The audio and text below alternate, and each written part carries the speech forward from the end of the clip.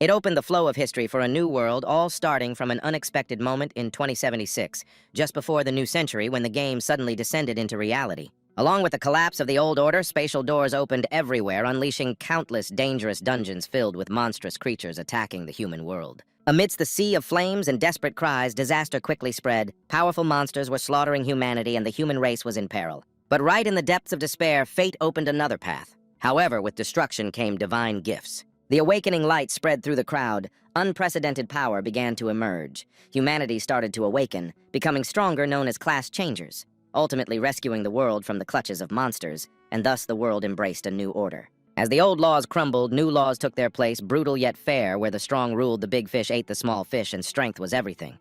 Therefore, class changers had to continue growing stronger to solidify their positions. To survive and thrive in this new era, the only path was to step into danger for the sake of gaining powerful strength and wealth. Strong class changers began to infiltrate dungeons, challenging bosses, leveling up.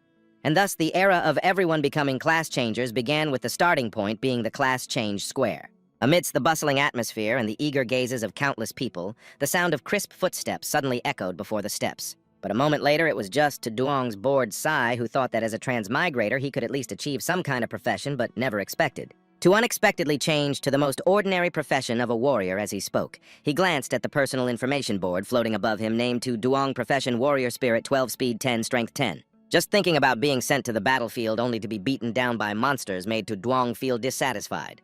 Early-stage warriors in close combat easily fell, requiring a lot of time and energy to cultivate, and their attacks were weaker than other professions. In this world, compared to other professions, warriors were the weakest and often seen as the least desirable job. While he was still deep in thought, a group led by the princess suddenly appeared behind him to cause trouble. "Hey, I heard someone changed to the most useless warrior profession. It suits you perfectly," Tu Duong thought to himself, rolling his eyes at the shrill tone. The princess, completely oblivious to the tense atmosphere, confidently approached him, throwing her arm around him and whispering, "A newly changed warrior is just an ordinary person with a bit more strength. An orphan like you with no money and no one to care for you and no guild wanting you, just do some manual labor, it suits you well." But before she could finish her sentence, she was startled when Tu Duong suddenly raised his hand and slapped the air, cursing, "Where did that fly come from?" Then he pretended to just realize it, darkening his face to greet her. "Oh, it's you, princess. I heard you changed to the rare profession of ice mage. Congratulations." Finally, Tu Duong pointed directly at the person in front of him. "But I heard that newly changed mages are very weak. How about we test that right now?" But instead of confronting him directly, the princess chose to retreat into the crowd for her minions to protect her. "Damn it, changing to the most useless warrior and still being so arrogant, do you think we—" Before he could finish, one of her minions panickedly interrupted, "Boss, look over there!" Their commotion inadvertently caught Tu Duong's attention. He glanced back, wondering who these people were. Right behind them was a team making their way toward the square, accompanied by cheers. It was the strategy team of the Beast Guild. Damn to run into the strategy team of the Beast Guild here. Tu Duong quickly recognized them due to their fame. They were one of the strongest A-level guilds in Donglin City, the Beast Guild. The leader, a level 95 4th transformation sharpshooter named Triu Min, politely requested as he walked through the crowd, "Please make way, I'm in a hurry." While Tu Duong was quietly observing the group, this person was the vice president of the Beast Guild, Triu Min, whom he had seen on an advertisement flyer before. At that moment, the princess seized the opportunity, running past him to approach Bao Fong, and began rubbing her hands. "Excuse me, are you here to recruit new members? I've always admired the Beast Guild. Can I join you? My profession is—" Tu Duong felt a bit embarrassed for her, thinking, "What a character." Before the leader could respond, another guild member answered on their behalf, "We're the strategy team, don't block the way." And unexpectedly, Triu Min himself asked, "What's your profession? Let's hear it." The princess, seeing that she had their attention, eagerly replied, "I'm an ice mage, a rare profession capable of using control magic." Hearing this, he didn't mind taking a few seconds to compliment her. "Not bad, give me your business card," which made her ecstatic. "Thank you, thank you." The guild members, hearing their leader say that, could only comply reluctantly, while also taking a few minutes to remind her, "Take this. Later give your business card to them." The princess cheerfully exclaimed, "Got it." Everything was happening so fast that Tu Duong felt a bit curious. Is it really that easy? What about other professions? Just to test his question, a moment later, a bunch of people excitedly stepped forward to ask, "Excuse me, can I join? I'm an archer." "Me too, I'm a rogue." The barrage of questions made her extremely annoyed, so she bluntly replied, "Archers go ask the branch, rogues don't even bother, don't waste my time." After the crowd finished asking, Tu Duong casually turned back to ask, "So what about warriors?" But all he received was her cold gaze mixed with disdain, huh? She didn't even bother to throw him a word and just ignored him completely, and obviously Tu Duong had already guessed this would happen. He really got snubbed. Now, being grouped with those deemed failures by society, he realized a harsh reality: is this really the truth? in this world where the strong rule only power matters.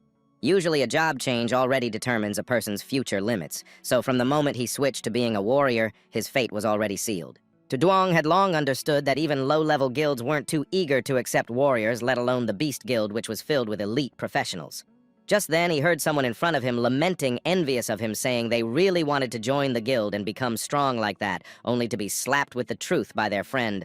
Come on, they're a level 4 berserker. Then he heard a cheerful red-haired person exclaim, "But I didn't expect to meet the Vice Guildmaster here." Just as Duong was about to turn and leave, he unexpectedly heard the other person reveal something. "Haven't you heard today the Beast Guild is planning to attack the Black Dragon's lair? They might use teleportation to enter the dungeon." This took him by surprise. What he unconsciously memorized this name in his heart, the Black Dragon's lair. With its widespread fame, it's not hard to know that the Black Dragon's lair is the largest S-level dungeon in City C, filled not only with numerous minor monsters, but also brimming with elite and powerful monsters. Although in this world, death doesn't mean you die directly, but rather you lose levels and experience. You can only truly die if you drop to level 0, but for the competition among high-level guilds, losing levels is fatal, not to mention the risk of rare equipment exploding. And the most terrifying boss, the level 99 Black Dragon Athos of the Black Flame Wings, is said to have even caused the strongest level 5 guild to fall at its feet. It's rumored that the Beast Guild has many job changers at level 4 and above, and they've never failed a raid. Thinking about this, Duong began to believe that maybe they really could do it. As he thought about this, he seemed to see a dark future ahead with no way out. Black Dragon job changers, indeed, this is a world that belongs only to the strong. Am I destined to be a lowly commoner trampled underfoot by these powerful beings for the rest of my life? In that moment, feeling as if fate had abandoned him unexpectedly, a system approached to Duong, stating that it had perfectly measured the soul of the host and was preparing to bind him as a boss. Just as he was still trying to comprehend this, a powerful energy suddenly radiated from his body, enveloping the entire space. What? It was so strong that it could freeze time for everything without anyone noticing. Its dominance startled Duong. He stammered, "System, is this really a thing, but what does being a boss mean?" When he saw the system screen displaying a notification, it confirmed that the binding of the boss role was successful. Hearing the host's question, it slowly explained, "The system has successfully bound you as a boss. You are required to act as a boss to prevent players from entering the dungeon. After killing players, you can gain experience and equipment they drop. Do you want to start the job change?" Thanks to the information it provided, Duong quickly grasped the current situation. "So that's it, the system wants me to be a boss to stop players, huh?" He began to imagine the type of dungeon he would be in charge of.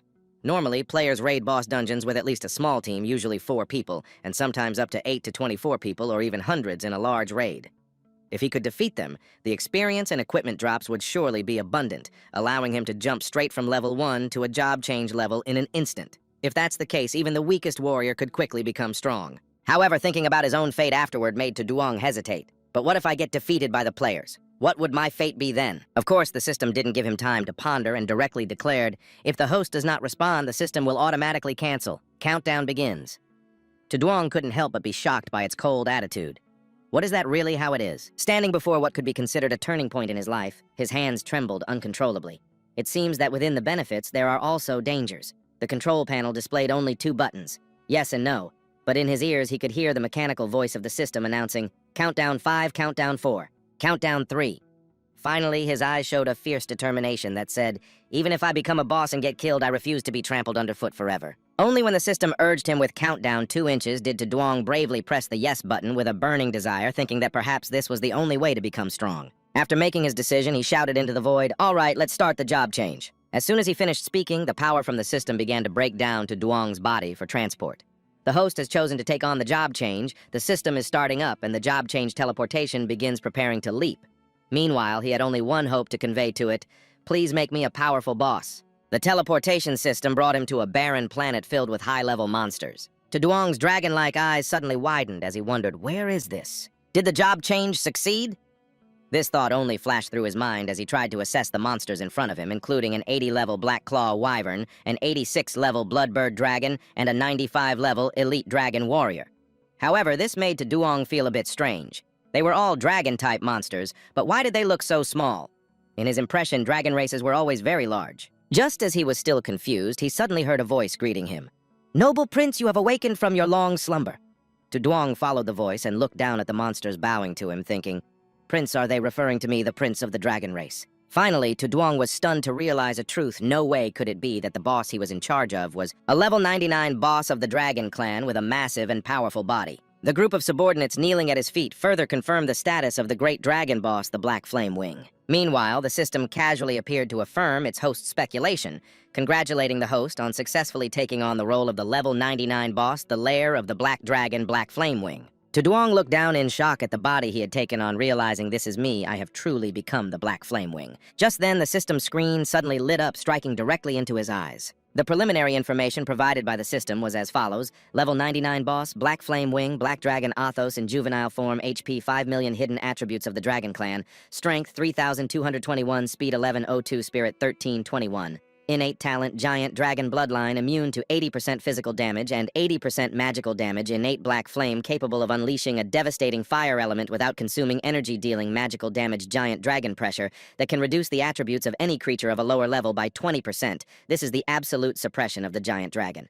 The latter part detailed the skill information Giant Dragon Attack, unleashing a powerful strike that deals 300% physical damage. The giant dragon lets out a roar that shakes the heavens, causing the spirit values of all targets within a radius of 300 meters to decrease and fall into a daze.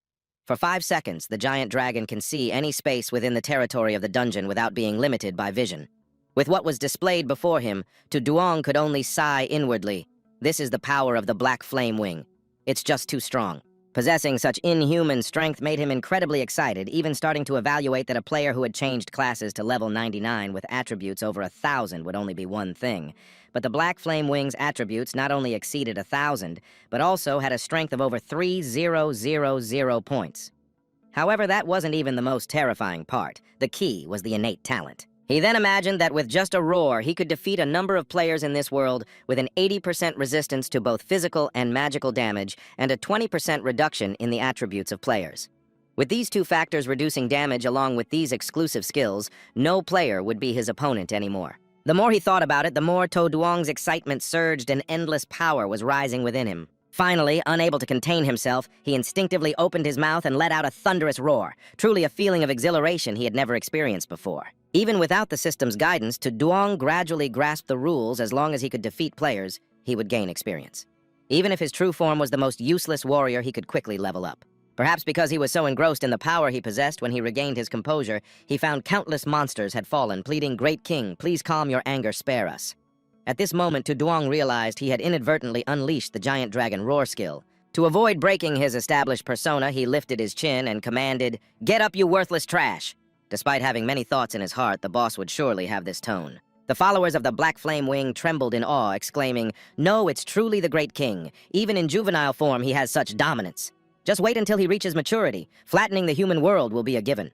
Through his words, To Duong quickly confirmed his current state juvenile form, right? It was also described in the information. But logically, bosses in dungeons shouldn't have fixed levels. Could the Black Flame Wing actually level up? Just then, he was startled by a nearby cough. A frail female member of the elf clan struggled to sit up and scolded, "You damn evil dragon, what are you going crazy about?" Despite enduring the immense power To Duong had unleashed, she showed no fear, even threatening. "If you know what's good for you, let me go soon, or the elf clan will definitely make you pay." From her words and demeanor, he easily recognized her as an NPC from the dungeon. After the game descended into the world, many imagined races appeared. But this was the first time he had seen a real elf. As he thought, To Duong couldn't help but poke at the iron cage, causing the elf woman to explode in anger. "What are you doing, you filthy dragon?" Just then, an unexpected earthquake shook the area, leaving both the elf and the city in shock as they realized the space was trembling. "What's happening?" Although her body was trembling with fear, her voice couldn't hide the relief upon realizing, "It's a player, finally a warrior, has come to save us from the evil dragon. You're about to die." As soon as she turned her head, the elf woman caught To Duong's wide-eyed gaze, causing her to jump in surprise. "What are you looking at?" A strange feeling arose in her heart. Usually, this dragon ignored her insults. Why was he suddenly reacting so oddly today? In reality, he was lost in thought, easily guessing who had arrived. Right, it was the Beastmaster Guild. He didn't expect them to arrive so quickly. The Beastmaster raid team had never recorded a failure. Could they really defeat him? Moreover, To Duong had an overconfident belief in his subordinates. Although the Black Dragon was powerful, the Beastmasters must have prepared well to challenge him. Despite thinking this, he decided to use the Giant Dragon Eye skill cautiously. Or perhaps he should use the skill to scout first. Thanks to that, even from thousands of miles away, To Duong could hear the powerful rallying cry from the commander. "Everyone stay strong, today's raid cannot fail." Just seconds later, he spotted the Beastmaster Guild's team. There they were, The participants in this raid included Li Dan, level 98 4th transition, Holy Light Great Shield Warrior, Qian Yuan, level 96 4th transition, Healing Holy Knight, and Zhao Ming, level 95 2nd transition, Storm Multi-Shot Archer. The team was led by the commander Lei Shan, level 99 2nd transition, Destruction Core Electric Hall of the Beastmaster Guild. Looking at the Beastmaster Guild members, to Duong could only sigh this was the main raid team of the Beastmaster Guild. Everyone in the group was fired up, determined to crush the Black Dragon's lair today. Defeating the Black Dragon meant they could advance to the next level. To Duong found this a bit ironic. Their confidence was quite something. Suddenly, a member of the guild shouted a warning. "President, we've spotted monsters approaching ahead. 8 flying beasts, average level 80 wind attribute, just as reported. These creatures are small wind dragons, levels 79, 80, and 81, released by Tu Duong with one goal in mind, to test their strength first." Seeing the monsters appear, Loi Sun remained calm, gritting his teeth and ordering, "Don't waste time on these low-level pests. Tanks take the lead and fire." Following the command from their leader, 2 designated members charged out to eliminate the small monsters. Drawing from his experience, Loi Sun continued to issue orders to the remaining members, instructing others to use fire attributes to attack and unleash their maximum speed in one go. Once the orders were given, he led the team forward, maintaining formation and moving on, unaware that every move they made was being closely monitored by To Duong. Truly, they were exceptional beasts. Their firepower and discipline were top-notch, making it impossible for the small monsters to gauge their full strength. Thinking this, he turned to look at his subordinates who were patiently awaiting his orders. Right. He then glanced over at the members of the Beast Guild. Since they were a professional team, Loi Sun's group had just finished off a monster, and paused to discuss their current progress in the dungeon, which was nearly 1/10 complete, with supplies sufficient and no casualties. Good, let's keep moving. But just as he finished speaking, he noticed a team member gaping in fear because To Duong was quietly setting a trap for them, ramping up the difficulty a bit. The panicked screams of the members echoed in the air. "President, what is this? Why did it fall from the sky? Oh my God, look at their stats!" Right in front of them was a gigantic monster. Hearing his team, Loi Sun slowly turned to look back. "What's going on? This is..." Just a moment later, they heard the furious roar of the monster, having detected the intruders. The system display quickly showed the monster's information. A level 99 elite dragon warrior, HP 100k Earth attribute strength. 1211 speed, 823 spirit, 702, with the special ability, Dragon Warrior Glory, dealing damage to all and its reputation unaffected by abnormal mental states. This information sent even the calm Loi Sun into a panic. He quickly turned to his teammates. "It's an elite monster, defend, quickly defend!" But before the mages could execute the command, the Dragon Warrior had already flown straight at them to attack. Loi Sun was even more shocked by the move it used to dash. Before anyone could react, the Dragon Warrior struck, killing instantly. Just as the brutal blow fell, Li Dan managed to step in with a shield to protect his teammates. "I got this." The move he used is the Holy Light Shield, absorbing all damage for 10 seconds, cooldown 300 seconds. Right behind him, Triyu Min was gathering his strength, ready to unleash an arrow named Windstorm Multi-Arrow, dealing wind attribute damage from above. He didn't forget to reassure his teammates. "Don't panic, fall back to attack from a distance, first adjust buffs and unleash focus fire on the target." Just that one arrow was enough to take down the Dragon Warrior. Even though they were the ones losing, To Duong didn't seem upset. In fact, he appreciated their strength. A single Dragon Warrior couldn't pose a significant threat to the Beast Guild. Meanwhile, the female elf captive scoffed. "You scared me. I thought that rotten dragon was going to do something. Why not just surrender and die useless?" As soon as she finished speaking, she was startled to see him lift several other Dragon Warriors with ease. If that's the case, he then threw them all towards the Beast Guild, leaving them in utter confusion. "What's going on?" To Duong was a bit curious. "What about 6 of them?" This time, the members of the Beast Guild were completely surrounded, and panic spread among them. "Here we go again, all elite monsters, 6 of them, President, that's too many." No matter how strong Triyu Min was, he had to hesitate in the face of this. "President, I've never seen a situation like this before. What should we do now?" Loi Sun finally couldn't hold back his curses. "Damn it, what's going on today?" In the end, not knowing what had spurred him on, he stubbornly rallied his teammates. "What's there to fear from elite monsters? Our guild is not to be trifled with. I'm an elite too. Let's go." Everyone then rallied their spirits obediently, following the commands from their leader, adjusting their formation, prioritizing the injured tanks ready to fire, making sure to face the enemy while keeping their backs to their allies. Thanks to this, the team managed to temporarily maintain coordination, protecting their tanks and healing them. Observing their efforts, To Duong couldn't help but praise. "Very resilient. I never expected this would happen. I originally intended to use elite monsters to break their formation and push them back, but I didn't think they would choose to fight to the end." Meanwhile, the female elf mocked. "As expected of players, relying on your emissary is useless. Just wait to die." Despite her words, seeing Loi Sun's team struggling, To Duong concluded that with their strength, they couldn't defeat a boss like him. After enduring the onslaught of the dragon warriors, they didn't give up and continued pushing forward, leading him to speculate. Could it be they had a trump card they hadn't used yet? Just a moment later, Duong noticed the suspicious path the group was taking.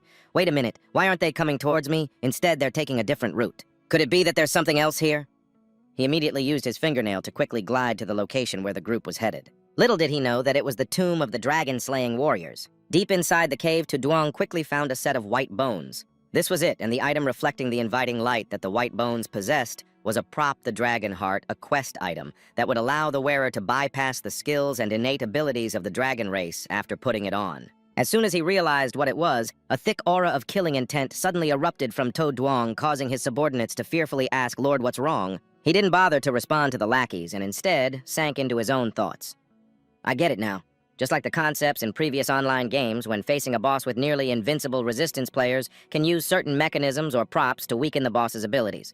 If I can bypass my own skills and talents, then I could be killed. With that thought, Duong began to spread his wings and take off, causing the cage holding the elven woman to shake violently. His unusual behavior surprised the elven woman. They weren't even close enough to activate it. No, it can't be. Is it leaving its lair earlier? Although Duong had just begun to ascend into the air. He could hear the lackeys below excitedly cheering, "Is Lord Athos going into battle himself? Victory is certain, victory is certain!" Duong wasn't in the mood to act cool and hurriedly flew straight toward the tomb of the warriors. They already knew about the existence of the prop. He had to act quickly. He couldn't let the Beastmaster Guild get their hands on the prop. With that in mind, he rapidly increased his flying speed. On the other side, Loi's son had just taken a step and couldn't help but curse.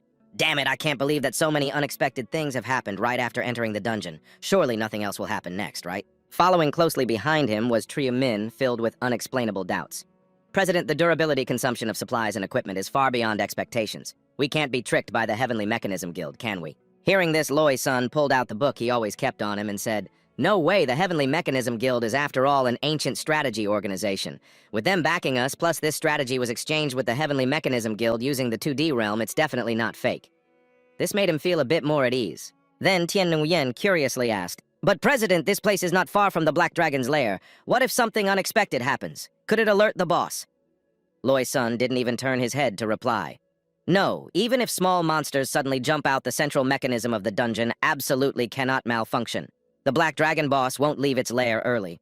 Hearing this, he understood, so that's how it is. After answering his subordinates' questions, he gritted his teeth and declared, "Damn it, once we get the dragon heart, I'll make that Black Dragon pay." In the tense atmosphere, Tian Nguyen suddenly brought up, "I remember this dungeon has a female elf containing a hint. If we can save her, not only can we gain her favor, but we can also obtain a pass from the Elf Kingdom. I've heard there are many exquisite beauties in there. I can't wait any longer." Loi's son could only darken his face and say, "As long as we get the dragon heart, we will win. After that, you can do whatever you want." Suddenly, he sensed a shadow of a dragon flying by and loudly reported, "President, scattered monsters are approaching." Loi's son, engrossed in reading the guide, didn't care much and only felt confused. Can they fly? They seem to be small flying monsters. No flying monsters are gatekeepers. Why are there flying monsters here? Min couldn't remain calm when he saw the figure slowly approaching them. "No, President, this shape isn't a flying monster." Even Tian Nguyen was shocked and began to speculate. It's too big. Could it be?" And Tu Nguyen appeared right in front of them to confirm the answer. It was the boss, the black flame-winged dragon. When Loi Sun realized what was descending, he was so shocked he couldn't speak. "No, it can't be. Why is it a boss? Why is it here?" Min gritted his teeth in anger, thinking, "Those bastards from the Heavenly Mechanism Guild really tricked us." Tu Nguyen became increasingly panicked, unsure of what to do next. "What now should we fight? How can we fight without the dragon heart?" Before Loi's son could make a decision, he wanted to turn and run. "President, we need to retreat quickly."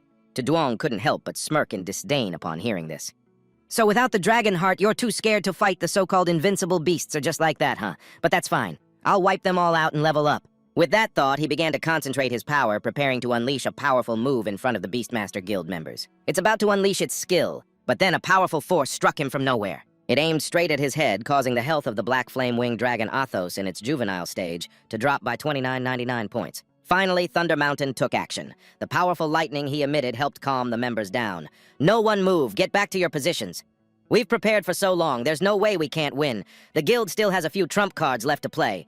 Get your spirits up for me." Thunder Mountain gritted his teeth and declared, "If we take down the Black Dragon, there will be rewards for me. Let's go for it." This fired up their enthusiasm. "Kill the Black Dragon and take all the loot. The spirit belongs to me, and you can divide the rest. Tanks get ready to launch the assault." The deafening sounds ignited the anger within Duong, which began to boil over. He initially wanted to take it easy. He cast a grim look down at the crowd below and muttered to himself, "This is all on you guys." Meanwhile, they were oblivious, still boldly shouting and launching their attacks. Thunder Mountain gripped the lightning tightly in his hand and loudly commanded his trusted subordinates. Lai Dan immediately activated the strongest defensive barrier, pulling back the hatred. The healing skills of the support were all used for Lai Dan's defensive skills, and the Holy Light was added as well. All support positions were buffed for me and Trio Min to strengthen our skills. Just as he was still holding on to his confidence, the display showed that they were not far from the Dragon Slayer's grave.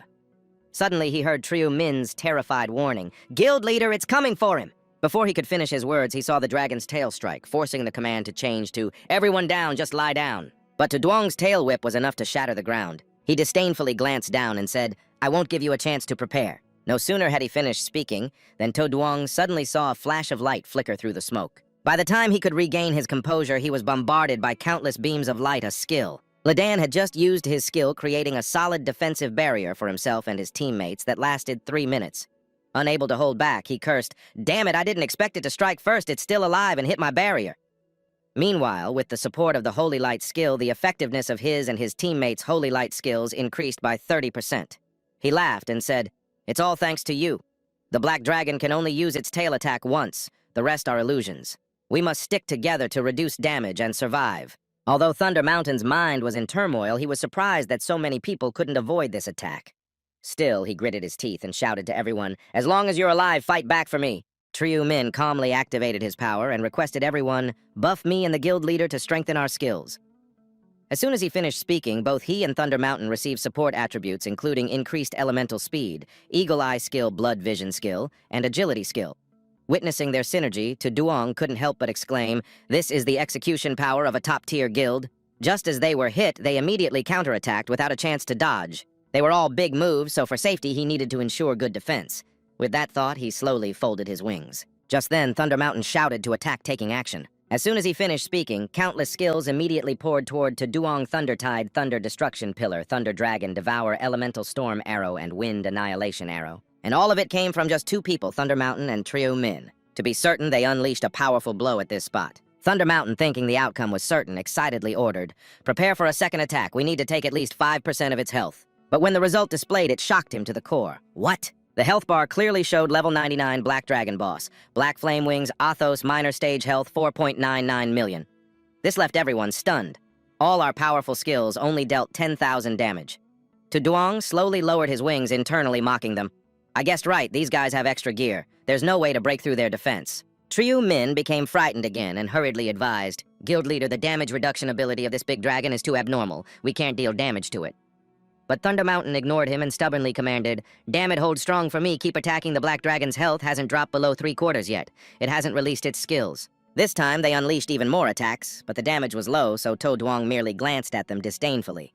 What a nuisance, like being bitten by a swarm of mosquitoes. Moreover, there were a few things that were beyond his expectations, like the guide still being effective and not dead yet. However, this was about to end.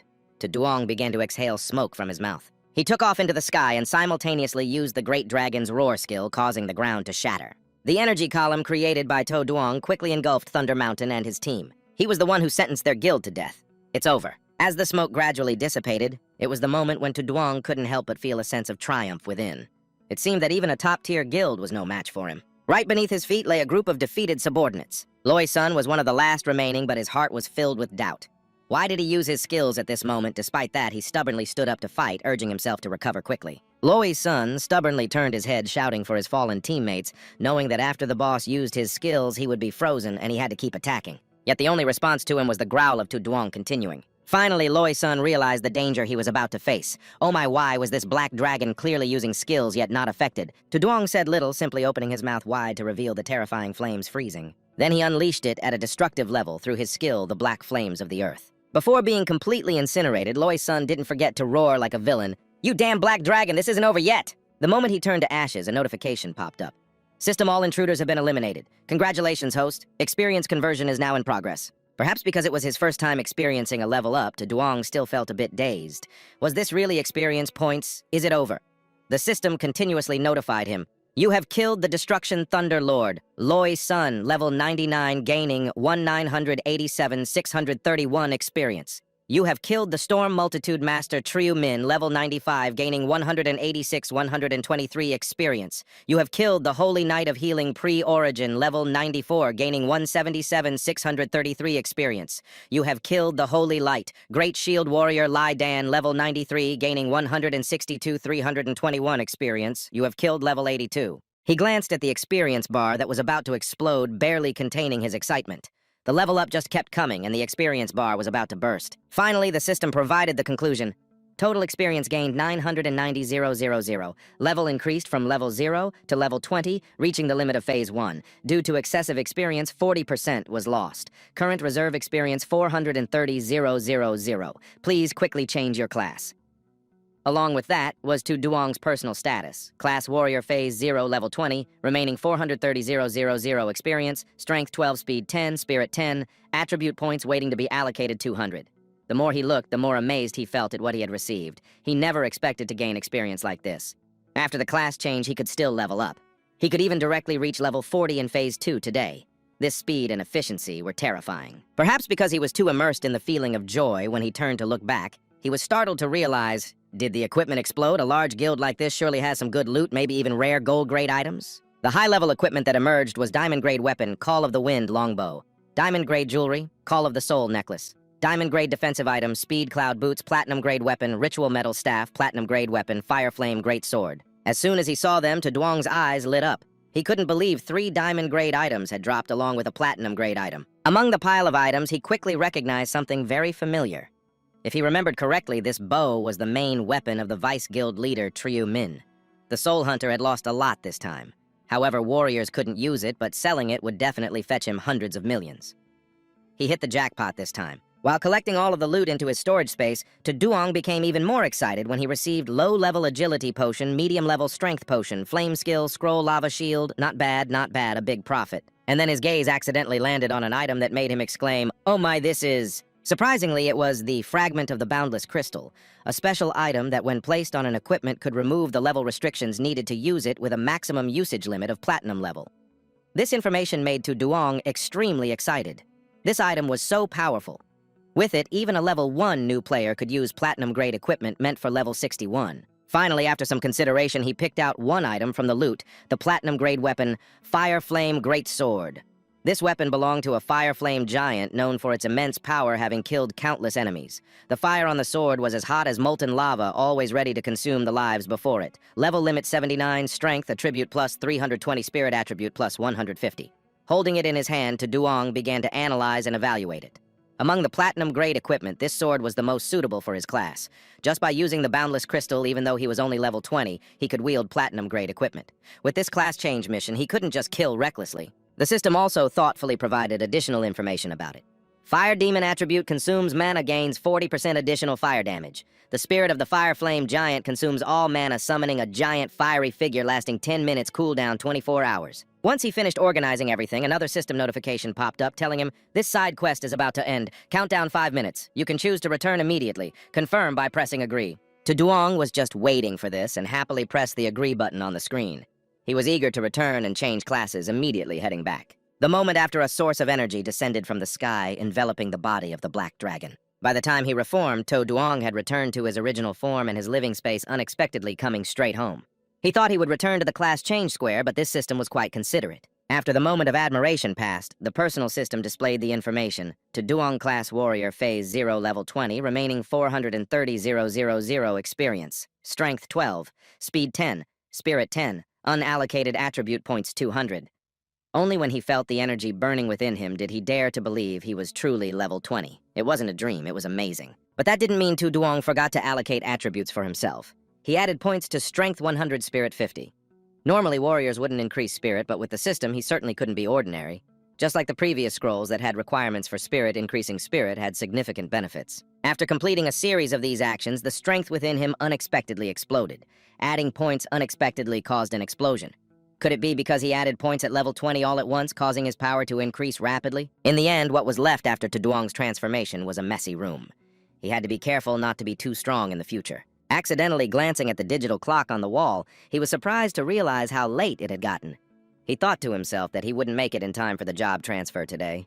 With that in mind, Duong mumbled a reminder to himself to take a break and get some rest for tomorrow. He excitedly clasped his hands together as if sending a greeting to the next day, ready to go to the temple to receive his job transfer and complete the transition. Early the next morning in the Grand Hall of the Soul Hunter Guild, the banner hanging at the entrance still clearly read, "Congratulations to the Soul Hunter Guild for breaking the diamond-level secret realm of the Black Dragon's lair." But to the members of the Beastmaster Guild, it felt more like a self-deprecating joke. "Why are you all back so soon? Did the dungeon end already?" After asking around for a while, the blonde girl finally sensed something was off. "Wait a minute, why has the guild leader's level dropped? Could it be—" She exclaimed in shock. "Did they all get killed? How could this happen? Didn't the Heavenly Mechanism Guild provide guidance?" Loy's son, now reduced to level 90, looked utterly defeated. Upon hearing that name, he growled in anger. "Don't mention that Heavenly Mechanism Guild to me. They tricked me. What guidance I traded my Shumi ring for that they fooled us like we were circus monkeys." Turning to Triu Min, who was now level 86 and unconscious being carried away for treatment, he asked, "What happened to him?" Someone in the crowd explained, "His diamond-level main weapon got shattered and he was heavily injured. It's no wonder he fainted." Tian Nguyen wasn't as devastated as the others. He was just crying out, "And my diamond-level shoes, the spirit of the harem." Hearing that, Loy's son just wanted to curse, damn it. He clenched his fists and muttered, "How could a level S guild like ours let the Heavenly Mechanism Guild sell fake guides? I'm gonna find them and make sure they don't get away with this dungeon." Loy's son gritted his teeth and declared, "I will not let this go." On a beautiful morning at the Namsun orphanage, the sounds of children cheering could be heard from outside. Grandpa looked so many things. To Duong's grandfather, seeing the pile of wooden boxes filling the yard, approached with his cane and asked, "Young man, did you deliver to the wrong place?" But the delivery person confidently replied, "No way, the address is right here. Isn't this the Namsun orphanage? You entrusted it to someone named To Duong." Upon hearing that name, the old man understood everything, but was also curious. "Little Duong, where did this kid get all that money?" Suddenly, he noticed that the pile of goods near where Tiu Dao was playing was starting to shake. Just as the boxes were about to topple over, he managed to shout a warning, "Tiu Dao, be careful!" By the time Tiu Dao reacted, it was already too late. At that critical moment, a hand quickly reached out. Tu Duong appeared out of nowhere, effortlessly lifting several heavy boxes with one hand. "Tiu Dao, long time no see." When Tiu Dao recognized who it was, she was overjoyed. "It's you, Tu Duong." The children at the orphanage rushed over to greet him. "Look, it's Tu Duong, you're back, we missed you." Seeing the little ones, he gently teased, "You little rascals, I'm glad to see you're all so lively." Tu Duong's grandfather approached with his cane and asked, "Tu Duong, you've grown stronger. What job did you get?" Hearing his grandfather's question. Tu Duong shyly scratched his head, trying to hide his embarrassment. "I just transferred jobs yesterday. Luckily, I made some money." In reality, Tu Duong knew he had sold a ton of loot from spirit beasts, and the money was basically endless. He revealed a little saying, "I still have 60 million left." But even so, Tu Duong's grandfather reminded him, "Tu Duong, you must have joined a team to strategize the dungeon right. Be careful, the monsters in the dungeon are very scary." Thinking of the true form of the black dragon he had transformed into, he could only smile wryly and think, "Scary? Well, I guess they are."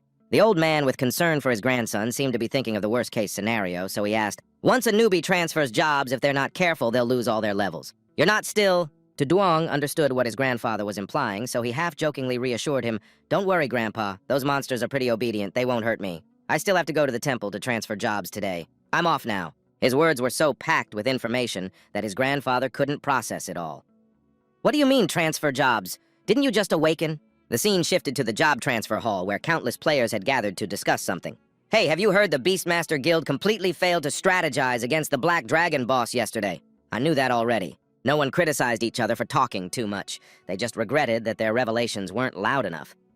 "I heard the branch at the Heavenly Mechanism Guild is in chaos. It seems there are issues with the dungeon strategy. The Beastmaster Guild is looking for the Heavenly Mechanism Guild for explanations. I can't believe that the supposedly reliable Heavenly Mechanism Guild would do something like this." Tu Duong was just one of the passers-by who overheard the conversation, but he already knew the inside story. It seemed that the news of the Beastmaster Guild's failure was starting to spread. Through their words, he quickly pieced together the information he had. The Heavenly Mechanism Guild. So it turns out the spirit beasts they bought strategies from the Heavenly Mechanism Guild were the reason they dared to challenge the Black Dragon. I heard that the Heavenly Mechanism Guild has a high-level strategy team with a large number of powerful experts. If there are issues with the strategy, they should verify it soon, and they will be my next opponents. Thinking about the scenario of the Black Dragon breathing fire and causing havoc for the players, Tu Duong could only smile bitterly. The Heavenly Mechanism Guild would definitely not be easy to deal with, but if everything went smoothly, he could eliminate them early. Just then, he heard the piercing voice of Wang Pi. To Duong, why are you here? Did you finish your job transfer and come to the temple? To Duong slowly turned his head to ask, "What I said is correct." But instead of answering, he and his friends burst into laughter, mocking him. "I get it now! No guild wants you! You must be trying your luck, huh?" As he spoke, Wang Fi began to show off his strength in front of him. "I didn't get to teach you a lesson yesterday, but today I will show you what I'm made of." Coincidentally, this action of his aligned perfectly with To Duong's intentions. This guy was like a fly. It seemed he needed to be taught a lesson. The princess took a step to create a frostball while boasting, "I just joined the union yesterday and all my attributes have increased. I even learned new skills. Today I must..." With the law that the more you talk, the easier it is to die, he hadn't finished his sentence before getting punched in the mouth. To Duong, with a swift strike, sent the guy flying like a ball, and then casually remarked, "Hey, there's a fly on your face." The health bar he was so proud of dropped dramatically. Level 1 Princess 0 Ice Mage transfer 5% HP, leaving his underlings in a panic. "Brother, what's wrong? Wake up." To Duong coldly glanced at them, emphasizing, "There's a fly on his face, so I took care of it for him. What about the flies on your faces?" The princess's underlings were utterly terrified, quickly carrying their comrade away. No, you don't have to do that. We'll handle it ourselves." Seeing their hopeless demeanor, To Duong couldn't help but click his tongue. Suddenly, he heard someone clapping, drawing his attention. The guide from the Divine Temple had appeared out of nowhere, and noticing he was looking at her gently, asked, "You really are impressive. How can I assist you?" To Duong didn't beat around the bush and got straight to the point. "I want to proceed with the job transfer." She immediately understood and said, "All right, please follow me." While leading the way, the guide couldn't help but sneak glances at To Duong behind her. He looked like a new student transferring, but the speed and strength he displayed earlier were quite similar to a level 20 professional. It seemed he might be from some prestigious family. A teenager like him had never been heard of before. She could sense a dark aura continuously emanating from him. To ease the tense atmosphere, the guide explained as they walked, "That's the job transfer statue. It will automatically check your profession and level and also issue you the job transfer mission. Once completed, you can change jobs." Before long, they stood before a massive statue of a goddess. It was so majestic that To Duong couldn't help but exclaim, "What a magnificent statue," while the guide from the Divine Temple seriously explained, "Our job transfer missions are generally divided into 4 levels. Before we begin, the temple can provide you with some guidance. Based on your performance, I recommend you take on a 3-star mission."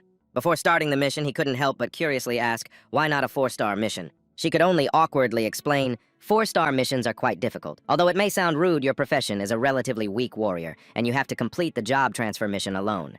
The job transfer is a lifelong mission, and if you choose the 4-star difficulty, you may not be able to complete it, facing the risk of being stuck at level 20 for life.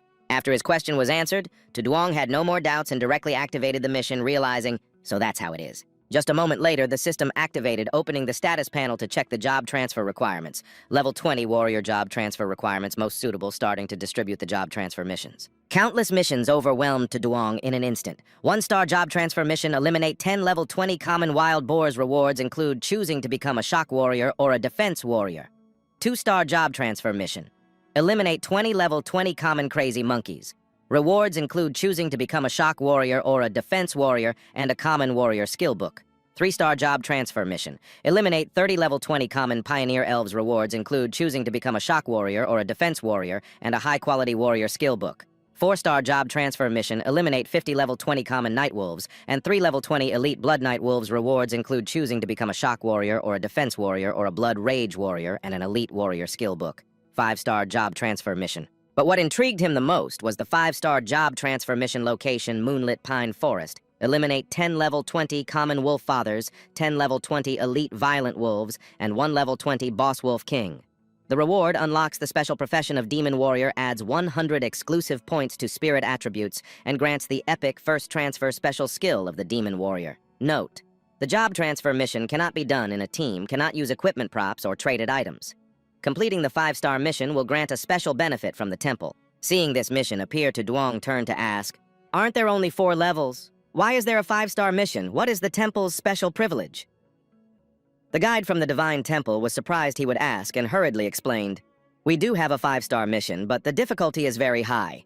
No one in the entire Hua country has dared to take it for many years. I'm not clear on the specific privileges, only the High Priest of the temple knows. As for not informing you about the 5-star mission, I apologize." He recalled the numerous powerful professions that had been recorded. She didn't hesitate to reveal more information. After the job transfer era began, the strength of each country is determined by the job transferees. Instead of letting potential job transferees get stuck at level 20 due to wrong choices, the country and the temple wished to train more high-level job transferees. This helped To Duong realize many things. It wasn't hard for him to imagine being surrounded by a pack of ferocious wolves. The 5-star mission was terrifyingly difficult. Not only did he have to kill many tough monsters, but he also had to defeat the boss alone without any guidance, and couldn't use any traded items. Without outside help, if he couldn't complete the mission, he would be stuck at level 20 for life. However, its allure was strong enough to sway to Duong's thoughts. Still, those 100 spirit points and the job transfer to Demon Warrior were very important to him, along with the temple's special privilege. Seeing he still couldn't make a decision, the guide from the Divine Temple tilted her head and suggested, "What are you thinking? Although the 4-star mission is appealing, the 3-star mission is more suitable for your profession and won't lead to any mistakes." To Duong politely replied, "Yes, thank you for your advice. It's very helpful for me." The guide from the Divine Temple responded gently, "You're too kind, it's our job."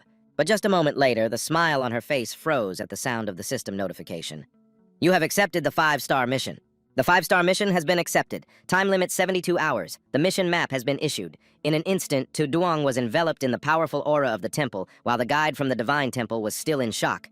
You accepted the 5-star mission." He confidently clenched his fist and replied, "I've checked the mission, and I think the 5-star mission suits me better, but if I fail, then..." As Tu Duong walked past her, he softly reassured, "Don't worry, I'll be back soon to complete the mission, and I'm really curious about what the privileges of the temple are." By the time the temple guide could react, he had already left. It was only after that she panicked and exclaimed, "Who dares to take on a 5-star mission? I need to report this to the High Priest immediately." Meanwhile, in the bustling city of Donglin at the teleportation center, the announcement board clearly displayed, "Currently under maintenance." There was also an announcement from the staff stating that the teleportation gate was affected by energy fluctuations and would be delayed for a few minutes, asking everyone to please be patient.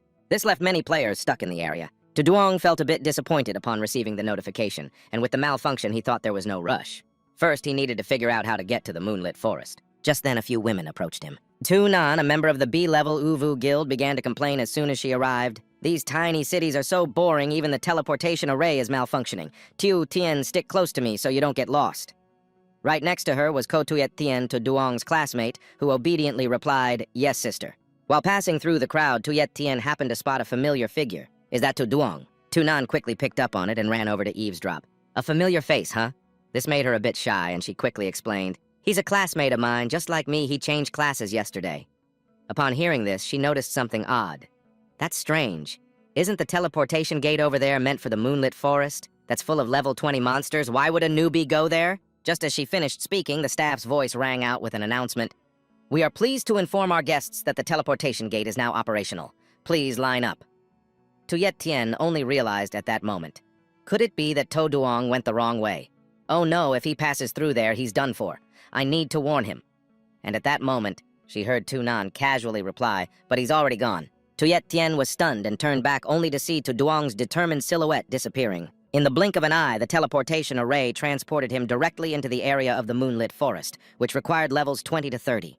As soon as he set foot in this place, he began to assess his surroundings. So this is the moonlit forest. While Tu Duong was searching for other players, he was suddenly ambushed by a thorn wolf. Where is everyone? Did they scatter to hunt monsters, he wondered. Relying solely on his instincts, he quickly dodged the unexpected attack. At that moment, Tu Duong received information about the beast. He had to face a level 20 thorn wolf. Without hesitation, he assessed, "I've already encountered monsters from the mission. Dealing with this kind of creature alone without using any items or equipment would indeed be quite challenging." While Tu Duong was still talking, the thorn wolf lost patience and lunged at him. "But the equipment I have..." Pausing for a moment, he quickly took out the flame giant sword he had picked up from his inventory. With a slight flick of his wrist, he easily cleaved the thorn wolf in two. This was equipment he had painstakingly earned through hard work, and the system finally sluggishly announced, "Platinum Epic Equipment Flame Giant Sword equipped." The sword in Tu Duong's hand sparkled with the light of a broken, unlimited gem. He understood better than anyone that at his current level, he shouldn't be able to wield this weapon. Thanks to the gem dropped by the spirit beast, he could use higher-level equipment. Remembering the countless failed attempts at crafting, he felt embarrassed. During the crafting process, he had to deal a strong blow and broke many high-level crafting attempts. Initially, he sold some unusable loot for 100 million, but now he was left with only 60 million. Only when he looked at the item Windstorm Call, worth 500 million, which was temporarily not fluctuating in price, did he feel a bit relieved. But if he sold this bow, he wouldn't have to worry about spending a little, and by then, maybe Trio Min would buy it back himself, and he would become a laughingstock. The group of thorn wolves charged at him just as To Duong used a one-time silver-level spell scroll for an energy barrier. The effect could create a barrier that could withstand a total of 50k damage around his body. He watched as they continuously attacked, reducing the barrier's durability by 15, then 10, then 12. He sighed helplessly. Do these low-level beasts have such low intelligence they keep attacking like this without giving up? Duong simply swung his hand upward. The remaining power hidden within the sword surged forth, engulfing the thorn wolves. Duong indifferently took out an item and muttered to himself, "These wolves came to me, which is good. It would be a hassle to find them one by one. The system has already provided support for the mission progress eliminate 20-level thorn wolves 15 out of 100. He then tossed the item high into the sky, thinking, "It's better to invite you all here." This item was known as the monster-attracting stone, dropped by low-level bosses capable of attracting regular and elite monsters in the wilderness. Just 5 minutes later, a pack of level 19 thorn wolves surrounded Duong. "They're here, the effect is pretty good. Let's catch all of you then," he taunted them while pulling out 2 items, including a one-time special-level fire ritual spell scroll level 70, which would cause all enemies around the user to take fire damage and grant a mid-level mental potion effect for 2 hours, boosting mental state by 150. In the blink of an eye, Duong unleashed the fiery ritual technique, incinerating the pack of wolf monsters that dared to approach. Along with that, the system acknowledged his feat. He had defeated a rare monster, the wolf earning 212 experience points, and he had defeated another rare monster, the wolf earning 1232 experience points. Before he could catch his breath, another pack of wolves surrounded him. "Seriously, there are over 100 of them already. Did all the monsters in the forest come here?" But Duong wasn't scared at all, as he was well prepared in his inventory. "Fine, I'll respond in kind." Meanwhile, a small group was walking and complaining. "What's going on?" "There are usually a lot of monsters here. We've walked 2 kilometers and haven't seen a single one." The blonde guy was even angrily cursing. "We just encountered one and it didn't even look at us before running off in the other direction." What the hell? It's really confusing. Meanwhile, the red-haired teammate shrugged, wondering why the monsters here with such high attack power would run away upon seeing people. "Can someone explain this to me?" After listening to his 2 companions, the leader finally realized in frustration. "I get it now, someone must be using a monster lure to attract all the creatures to him. Seriously, who's dumb enough to do that, trying to become monster food? Don't they know what shame is?" Once everything was clear, the 3 of them angrily headed deeper into the forest. "That brat, let's go find him. How dare he hog everything like that while doing his mission alone?" "Exactly. Let's teach him a lesson. Using monster lures out here is an insult to all of us." But just as they took a step forward, a destructive fire suddenly erupted from the forest. The force of it left the 3 of them in shock. Holy crap. This kind of magical fluctuation can only come from a high-level mage, right? Which powerful being is here in these low-level areas gathering materials? This whole place is about to be claimed by him. Faced with the absolute power of the artifact, the 3 of them could only retreat in unison. "Hey, I just remembered I have something to do at home today." "Me too. How about we do the mission another day?" Over here, after clearing out an area of wolves, Duong was checking his system panel. He had completed the task of killing the minions. Now only the boss remained. At this moment, the screen displayed the mission progress. Defeat 100 level 20 common wolves, 100 out of 100. Defeat 20 level 20 elite wolves, 20 out of 20. Defeat 1 level 20 boss wolf king, 0 out of 1. Duong, excited for the final battle, murmured his assessment. "This 5-star class change mission is pretty simple, though it feels a bit unfair." The scene shifted to the lair of the Wolf King, the habitat of the boss, requiring a party of 3 players above level 20. In a corner near the lair, Truong Lai, a level 22 mage, was the first to peek out and observe everything. "Finally, we've reached the boss's lair. Is everyone ready?" Lai Tam, a level 21 defensive warrior, responded. "Don't worry, Truong. I bought you a basic strength potion. I should be able to hold out a bit longer." Tria Ungu, a level 21 ranger, hesitated, saying, "I just hit first class and haven't tried my new skills yet. I'm not sure how strong they are." Truong Lai confidently laid out a strategy for his teammates. "The Wolf King will definitely drop the Wolf King core, which I can use to forge my silver staff. That should be enough for level 40. Lai Tam, you take the hits in front, and Trio Nungu and I will attack from behind. Get ready to go." But before they could rush in, Triungu raised his hand to stop them. "Wait a second, someone's coming," which dampened his enthusiasm. "Really?" Li Tam, seeing Duong's calm demeanor as he entered the cave, became furious. "What the hell, is someone here to steal our loot?" But upon closer inspection, Triungu rebutted, "No, this kid looks young, he's probably just lost." Hearing his teammates say that, he kindly suggested, "Why don't we help him out?" But as soon as he finished speaking, Truong Lai smacked him on the head. "Are you stupid, letting that kid be bait during the boss's first skill attack, then rushing in to grab the loot? Isn't that better?" Thanks to that, Li Tam realized just in time, "Big brother, you're so wise." Just a moment later, all 3 felt something was off. "What's going on in Earthquake?" Meanwhile, Duong stood confidently before the overwhelming pressure. Right in front of him was the king of the wolf pack. Due to the large number of wolves that had perished in the moonlit forest, the Wolf King was furious. In the moonlit forest, when the Wolf King entered a rage state, all its attributes increased by 30%. And no matter what state it was in, Duong was ready to take its life. Truong Lai and his companions began to feel fear from the Wolf King's abnormal state. Holy crap, why is the boss going berserk? Do we still have to fight? I'm so scared. Hearing his teammates say that made him furious. He stepped out of their hiding spot. Damn it, if we're gonna play, why be afraid? If you're scared, don't play at all. Are we just gonna sit here and waste time? If we wait for the boss to reset, we might not even get a turn. Let's go before the boss kills that kid. But before they could finish assigning roles, Truong Lai and his two teammates were left speechless, because To Duong over there had already received system recognition with just a few slashes. He had defeated the Wolf King, earning 30,000 experience points. Mission progress: defeat 1 level 20 Wolf King 1 out of 1. The 5-star class change mission has been completed. Please return to the designated area to finish the class change. In response to the mechanical tone of the system, he casually asked, "Is that it?" After the battle, To Duong calmly assessed the items he had collected in front of Truong Lai. They were all trash, just something to sell. Even though what he held was the Wolf King core, a magical core containing power that could be used to enhance weapons of silver grade. After making the decision, To Duong hummed and sang as he left, feeling both easy and joyful. Time to go home. Truong Lai, who happened to overhear his plans nearby, shamelessly ran over to plead, Great lord, if you don't need the Beast King's core, could you..." To Duong didn't bother to show any mercy. He directly thrust his sword into the middle of Truong Lai's pants and sneered, "Who was it just now that wanted to use me as bait?" Hearing his plan exposed, Truong Lai quickly cried out, No, it wasn't me, I never thought that." A moment later, he crushed the crystal he owned right in front of Truong Lai. "If you want it, do it yourself." Only after Tu Duong turned to leave did Truong Lai sit down on the ground, breathing a sigh of relief that was terrifying. Luckily, he hadn't acted earlier. Triu Ngu stared blankly in the direction Tu Duong had gone. "Am I dreaming? I can't be dreaming, right?" Even Li Tam couldn't believe it. "Isn't that too much? He just took down the boss with one strike. Who is he?" After returning to the promotion hall, voices filled the air. "Huh, you're back so soon. Do you have anything else to ask? I've completed the mission and am ready to promote." "Oh, so you finished the mission. Wait for me here a moment." When he finally got his bearings, the promotion guide of the Divine Temple was shocked to realize, You completed it. The 5-star promotion mission." To Duong replied nonchalantly, "That's right," even though he said that she still couldn't believe it. "No, it can't be. He just accepted the mission this morning. It's only been a few hours. How could he?" But then she saw the system display clearly stating, Promoter to Duong. Mission first promotion, 5-star promotion, mission status completed. The promotion guide of the Divine Temple seemed a bit reluctant.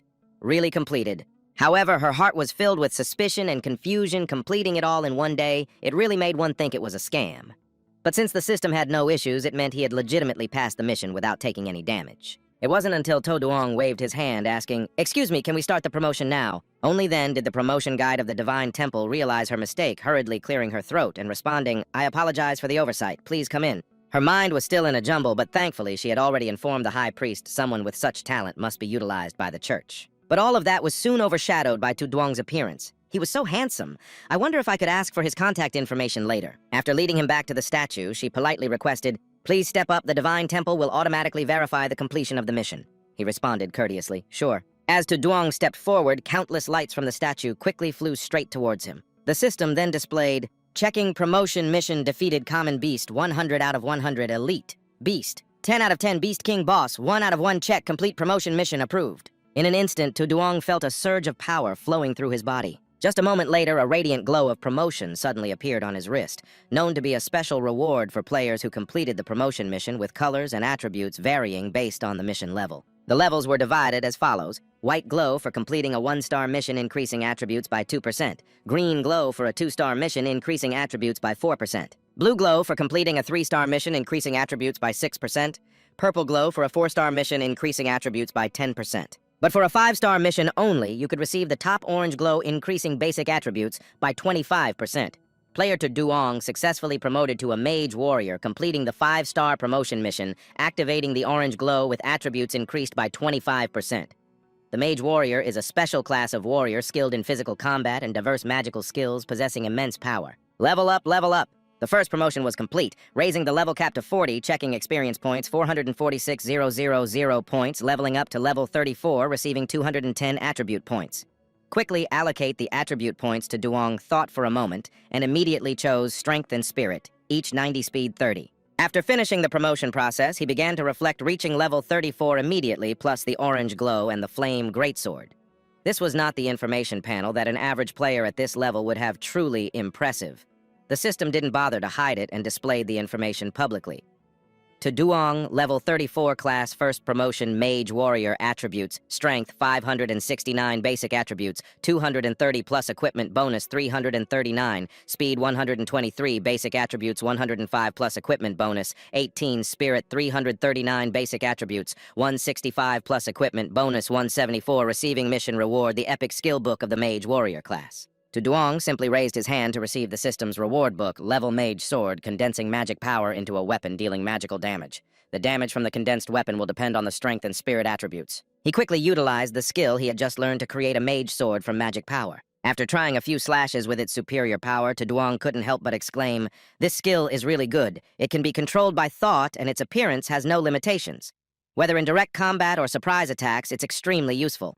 The most important thing is that the skill can level up equivalent to having a family heirloom weapon that never disappears and is incredibly cost-effective." Holding such overwhelming power made him feel an indescribable excitement. No wonder it was a 5-star promotion mission. The rewards were incredibly rich compared to other missions. When it comes to the second promotion, he would definitely choose the 5-star promotion mission. While he was basking in his own glory, To Duong suddenly heard the promotion guide of the Divine Temple say, "Congratulations, you have completed the 5-star mission. From now on, your reputation will be recorded in the Divine Temple, and you will become a VIP guest of the Divine Temple." At that moment, he suddenly remembered that he still had a privilege to claim, "Right, what benefits do VIPs have?" She happily replied, "Please wait a moment, I will help you confirm right away." Before she could finish speaking, they heard another person interject, "There's nothing that is a given." Bai Ling casually walked over and said, "Regarding the VIP matters, let me explain. Hello, my name is Bai Ling, and I am currently serving as the High Priest of the Transition Temple." The guide of the Transition Temple, seeing who had arrived, quickly bowed and greeted, "Your Excellency, you came personally." She gently replied, "Of course, for such a distinguished guest, I must personally welcome you. You may step back now." While Tu Duong was still confused about what was happening, he remembered that the High Priest here was equivalent to the head of the Transition Temple.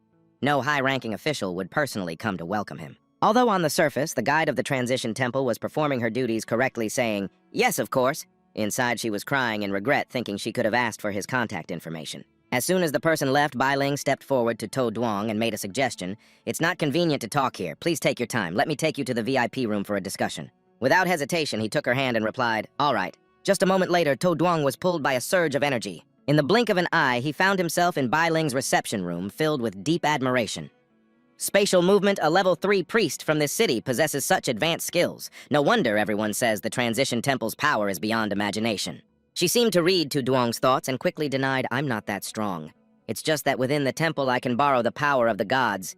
You are the one who truly astonishes others." According to records, no one has ever achieved a 5-star transition in the Eastern Spirit City. Even in the Heavenly Spirit City, the last record of someone completing a 5-star mission was 10 years ago. This information surprised him a bit. The Heavenly Spirit City is the upper tier of the Eastern Spirit City with a development level several times higher. If it takes 10 years for someone to complete a star, it seems the number of 5-star transitioners is more scarce than he imagined. Bai Ling slowly outlined the services they could offer to Duong. According to the regulations of the Transition Temple, those who completed a 5-star mission could enjoy the following benefits. 1. A national subsidy of 10 million yuan per month. 2. Receiving a black gold identity card from Alliance X, which provides a 20% discount on purchases or transactions. After hearing this, To Duong was stunned for a few seconds, unable to believe it. Wow, the VIP treatment from the Transition Temple is that good, not counting the 10 million yuan subsidy. Just the black gold identity card from Alliance X is already worth a fortune. A 20% discount means if I spend 100 million, I get 20 million off. Plus another 10 million each month, that's a lot of money. I never expected to receive so many benefits at once. I have to say, the Transition Temple is really impressive. Bai Ling continued to list everything. The subsidy, the black gold identity card, which has already been automatically linked to your ID by the Transition Temple. You don't need to do it yourself. Additionally, you can choose to join any A-level guild in this city. At this point, he wondered, is joining mandatory? She immediately understood and replied, "No, it's not necessary. However, personal abilities have their limits. Joining a guild not only provides experience buffs and other bonuses, but also offers team protection. Overall, it's a better option, right?" Tu Duong didn't rush to make a final decision, but quietly weighed the pros and cons. Indeed, solo players are easily targeted by others, especially someone like him who levels up quickly. While he wasn't afraid of players at the same level, encountering higher-level players could be a bit dangerous. Having a guild for protection wouldn't be bad. Moreover, his goals weren't limited to the Eastern Spirit City. Joining a guild was just the first step. He wanted to use it as a starting point to develop his strength and one day become the king who rules the world. At this moment, he envisioned a future where the people cheered for him, King Tu Duong.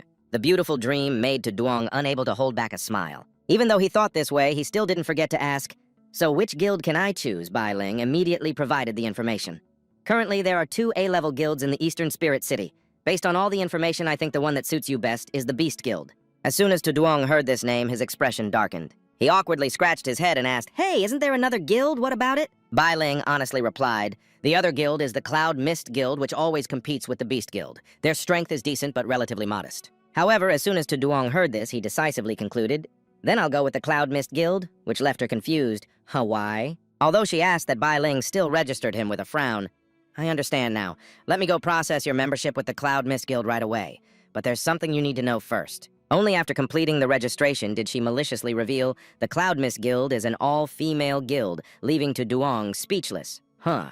A peaceful morning in the Heavenly Spirit City at the Cloud Mist Guild. Lam Uvu, level 85, was lounging on a hammock in the Cloud Mist Guild's B-level hall, reading a book while constantly complaining, "So boring there's nothing interesting to do." Lam U. Van, level 99, was sipping tea in the Cloud Mist Guild's A-level hall. Upon hearing her sister's complaint, she pouted in disdain. "You're not even in your own guild running over here every day to mooch off me and you're complaining." Uvu began to act spoiled. "The guild's matters are too troublesome. I don't want to care." Before she could finish, she heard her sister burst through the door, scolding, "But you can't just skip work without greeting anyone. You should at least meet the new member who just joined." Saying that, she stepped aside to reveal Tuyet Tien, who was shyly facing everyone. "Hello, everyone." She quickly introduced herself. "Hello, guild leader. I'm Ko Tuyet Tien, a frost mage." Uvu was just waiting for her to finish speaking before teasing, "Not bad, very cute. You've passed the test," which made Tuyet Tien flustered. "Si cute." While the team was getting acquainted, Yu Van suddenly received a notification. "What?" Her reaction immediately made everyone alert. "What's wrong? What's happening?" Yu Van, filled with confusion, announced, "A man just suddenly showed up at our guild." This answer made Uvu quickly glance over. But the answer they received was nothing but confusion. Right now, the guild was in chaos. Everyone was discussing this person who suddenly fell from the sky. I asked, but no one answered. The messages in the guild group exploded, and Modung Tuyet asked to see who had come in. And Ngu turned out to be a boy, Li Mok Tu. "Where is Modung Tuyet, the guild leader? Come out and explain a bit." "Lamu Van, where's the newcomer? Why isn't he speaking, Modung?" Tuyet pretended to be cold.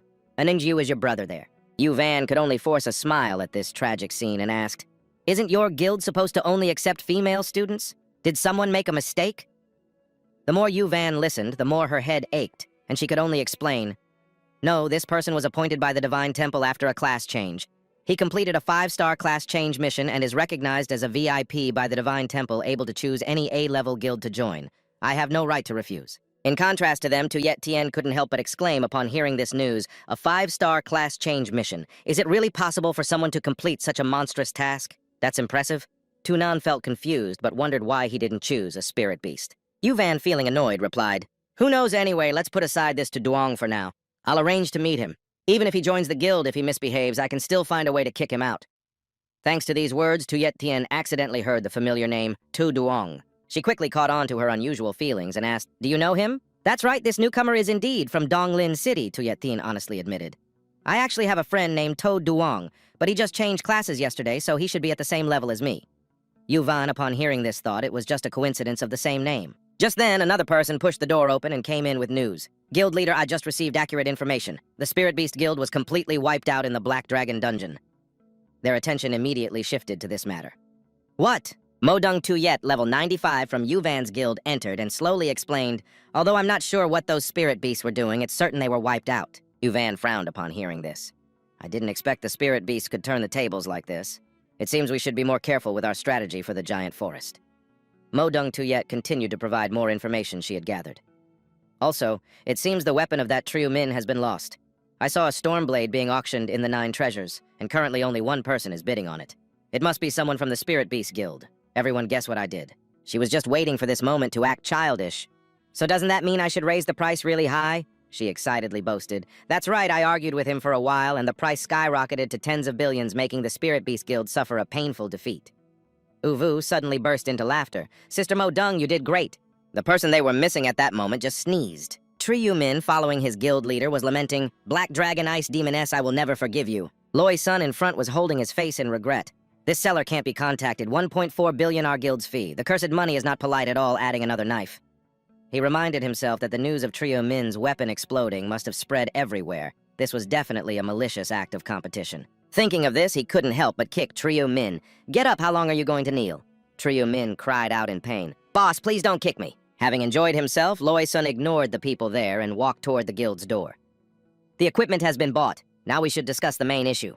Just as he began, he heard someone from the high seat loudly refute, "You say our power is flawed, ridiculous." Chu Tai level 110-5 transitions blood warrior from the Tianko Guild, the strategic team not only did not believe their story, but also cited his own experience. "We have cleared the Black Dragon Bao Lui dungeon at least 5 times. Based on that, we compiled this guide. We have checked every step carefully. There is absolutely no problem. You followed our guide step by step, right?" Loi Sun immediately defended his guild. "That's true, we acted according to the Tianko Guild's guide, but the behavior of this black dragon is indeed a major issue completely different from the description in the guide. Of course, I don't doubt your professionalism, but I dare say that what I'm saying is the truth. If not, would I use my guild's main force to get wiped out just to deceive you?" How could that be possible? As soon as he finished speaking, a sword flew across. Lu Tu, level 103-5 transitions. Dark Hunter casually caught the sword's tip and disdainfully remarked, "A bunch of useless trash. The food has been chewed and served to you, yet you still let a level 99 trash boss wipe out your team. What use are you? Now you still want to provoke our exploration team who gave you the face to do that." Hearing this insult, he darkened his face and demanded, "Sir, please mind your words." But he was pointed at and even mocked. "What if you're a chicken train more? If you can't take a loss, then don't play, got it?" Only when Lu Tu had finished talking did someone else remind him, "That's enough, Lu Tu, you should tone it down." In the end, it was still Chu Tai who calmly proposed a solution. The Tianko Guild has always valued credibility and absolutely does not sell any misleading information. So I will arrange for the exploration team to verify the Black Dragon Bao Lui. If what you say is true, we will take responsibility for all your losses. If the strategy is correct, then it can only prove that your guild leader Loi made a mistake somewhere which has nothing to do with us. How does that sound? Loi Sun, upon hearing this, was satisfied and replied, "If that's the case, then thank you for your hard work." He then turned to ask the others, "Tomorrow the 4 of us will take guild leader Loi to the dungeon to find out the truth. Is that okay?" Level 108-5 transitions, Holy Vision, Saint Muk Truong Ka Han calmly replied, "Yes." Along with him was level 104-5 transitions Mountain Barrier Enchanter Trang Chan. Lu Tu, though appearing indifferent, still had to show some respect and replied, "I have no objections." Just then, the door swung open again, accompanied by a thick black mist. Loi Sun and Tian Nguyen immediately became alert and asked, "Who is it?" Chu Tai, already accustomed to this scene, could only explain helplessly, "You don't need to panic. This is Mr. Tran Luan from the Tianko Guild headquarters." Thanks to this, he understood. He's a big shot from the headquarters. Level 115-5 transitions Death Mage Tran Luan upon entering mysteriously questioned Chu Tai. "I believe I mentioned that if you want to go to the Black Dragon Bao Lui, you must inform me." Chu Tai could only bow and explain. "I'm sorry, Master Tran. This mainly falls under the logistics of our exploration team. We didn't want to disturb you." However, Tran Luan didn't want to hear any lengthy explanations and directly declared, "No need for explanations. Tomorrow I will go with you." He had no choice but to agree to this request. "Yes, I understand." After receiving a positive response, he turned to lick his dry lips, exclaiming, "What a delicious soul, each harvest makes my treasure stronger. Even if I kill it 1,000 times, it won't be enough. My beloved Black Dragon, I'm here to kill you again. No matter how many times I look, Chu Tai can only feel speechless. I just can't stand this perverted old man." After calming down, Loi Sun began to count silently. 5 fifth-tier masters and even a master from the Heavenly Mechanism Guild. With a team of this scale, flattening a level transition dungeon is completely doable. This time, it's definitely secure. The more he thought about it, the more excitement surged within him. If he could successfully kill the Black Dragon, great. If they were wiped out by the Black Dragon, that would serve them right. No matter if you're a real guide or a fake one, my losses are severe. I must make that arrogant guide pay. Let them kill each other, Black Dragon and the exploration team. Night quickly fell, enveloping everything. After a long day, Duong finally had time to check the messages in the guild. "Oh my, it's a guild full of women!" The chat channel was buzzing non-stop, and more than half of it was about him. Luckily, he quickly muted it. Otherwise, he would have gone deaf. At that moment, he unexpectedly received a notification from the system. "The diamond tier weapon Stormcaller that you auctioned has a new bid." Curious, Duong switched to voice chat. "Someone has placed a bid. Let me check it out." Just a moment later, he was shocked. What the hell is this? Do these two have a grudge? They have bid over 10 pages. With the notifications flooding in, it went like this. 1 Noble Spirit Prince bids 500 million inches. Frost Demoness bids 501 million inches. 2 Noble Spirit Princes bid 505 million inches. Frost Demoness bids 505 million and 1 copper. 3 Noble Spirit Princes bid 600 million inches. Frost Demoness bids 600 million and 1 copper. 58 Noble Spirit Princes bid 1,403 million.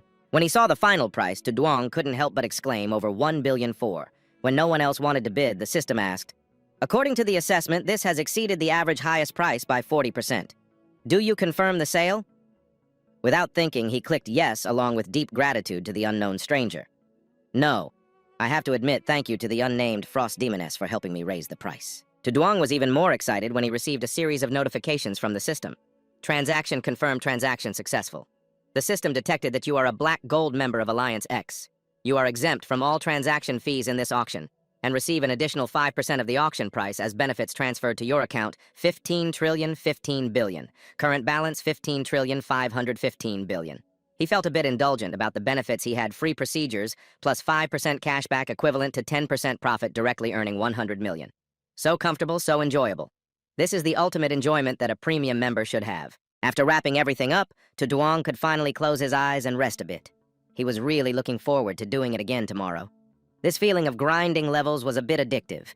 After experiencing such pleasure, who would want to grind monsters for loot anymore? This sleep lasted until 7 a.m. the next morning. He started a new day with a notification from the system the boss duty cooldown has completed.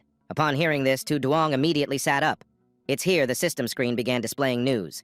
Checking it showed a challenge for the Transition class dungeon with 5 members from the S-level Exploration Guild and 1 member from the A-level Spirit Beast Guild. Do you wish to connect? He quickly slipped on his sandals and got out of bed. Looking at the screen displaying the Exploration Guild's emblem and the question yes or no, Duong was a bit surprised. It was the renowned Exploration Guild known as the Dungeon Assassins who had conquered countless dungeons and created strategies. There were many high-level players above level 100 in the guild. They must have already cleared this dungeon, so why the sudden visit? Could it be because of the Spirit Beast being wiped out? But the more he thought about it, the more excited he became. He declared, regardless of your intentions, bringing only 6 people means you must be absolutely confident in your strength. Then I won't hold back either. A moment later, Duong's soul was connected to the body of the Black Dragon. Connection confirmed, boss connection successful. His whole body suddenly ignited with surging enthusiasm. It's time to start my second challenge. At this moment, Duong hovered in midair, his gaze slowly sweeping over the entire battlefield below. In an instant, a cold thought arose in his heart. The elite monsters that had died before were revived, but that was nothing surprising. After all, the Black Dragon's fortress was just a diamond-tier dungeon which could be restored like in the game. Only dungeons of celestial tier and above could not be restored. As that thought flashed, his gaze shifted slightly, stopping at a cage placed in a deep corner. Inside the cage, a spirit was tightly imprisoned. Her face was filled with vigilance as she spoke. What do you want? Duong did not answer, but quietly assessed her. From the perspective of the Black Dragon, this elf was just a beautiful pet. Speaking of which, why was this elf locked up here? When he wasn't connected, the Black Dragon could only act according to the rules. Unable to figure out the clue, Duong simply moved on. With a slight thought, the tracking interface immediately opened before him. Let's see if anyone from the exploration team has arrived. On the screen, a fully equipped team was slowly advancing deep into the central area. Their formation was orderly and their coordination was tight, clearly much better prepared. Indeed, there were 5 transition class players, and Loi Sun from the Spirit Beast Guild was also here. It seems they really did come back to clean up the aftermath from the previous encounter. The exploration team's after-sales service is really good. After watching for a while, Duong quietly observed, gradually considering. The combat power of the Spirit Beasts this time would definitely be much stronger, but as long as they couldn't get the Dragon Heart, they shouldn't cause too much damage to him. To ensure safety, he should probe a bit first. It's best not to be careless with transition class players. Thinking this, he no longer hesitated. He turned to his subordinates behind him. You guys take the Earth soldiers out to deal with the intruders. The monsters obeyed the order without hesitation. Understood. Just as they were about to leave, Duong suddenly called one of the minions back. Wait a minute, you stay! The minion, confused, pointed at himself and cautiously asked me. On the exploration team's side, the voices of the team members echoed, There's nothing unusual happening here. The strategy content is still accurate. The Spirit Beasts really didn't lie to us. In the air, Liu Zi was fighting while expressing his opinion. I think they might have turned the tables and deliberately caused trouble. On the ground, Kahan calmly warned, Don't be complacent. Maintain the barrier and defeat the boss before talking. Suddenly, he noticed strange movements in the distance. What's going on over there? He saw dust and smoke rising in that direction, swirling and spreading, and a murderous aura was rapidly expanding. After a few seconds passed, when the visibility gradually became clearer, the scene that unfolded immediately shocked everyone. The exclamations escaped their lips almost instinctively. What the hell, there are so many monsters! In front, a monster slowly stepped forward, an icy aura spreading around its emotionless gaze, sweeping across the battlefield before it commanded, Leave no intruder alive, take them all down. Seeing this scene, Loi Sun couldn't help but complain, his voice tinged with dissatisfaction and tension. It was the same last time, but there were even more monsters now. Chu Tai's expression turned serious as he reassured, It's indeed surprising, but this level of threat isn't enough to endanger our expedition. Immediately, he stepped forward loudly, directing amidst the chaotic battlefield. "Everyone form up, I'll hold the elite monsters. The rest focus on taking out the smaller ones, then concentrate fire on our target." Everyone responded in unison. Understood. In the next moment, Lu Tu and Trong Chan almost simultaneously unleashed their powers, a fierce surge of mana exploding forth, powerful techniques being unleashed one after another. Sandstorm, Mountain Barrier. Not far away, Chu Tai and Ka Han also used their formidable skills to eliminate monsters. Furious Strike, Holy Blessing. Just a few dozen minutes passed and they had achieved victory. He disdainfully assessed, "What a waste of time. Let's keep moving." This scene caught to Duong's eye, making him admire. No wonder he's a fifth-tier master. His power truly is like that of a celestial being testing the mortal realm. Moreover, that mysterious spell hasn't even been used yet. It's not simple at all. Looks like I'll have to step in myself. With that thought, Tu Duong swiftly spread his wings, creating a gust of wind that made the spirits shield their faces. Watching him fly away, the monsters began to murmur in confusion. Is Lord Athos going into battle again? Wait, why does that sound familiar? Have you ever seen Lord Athos fight before?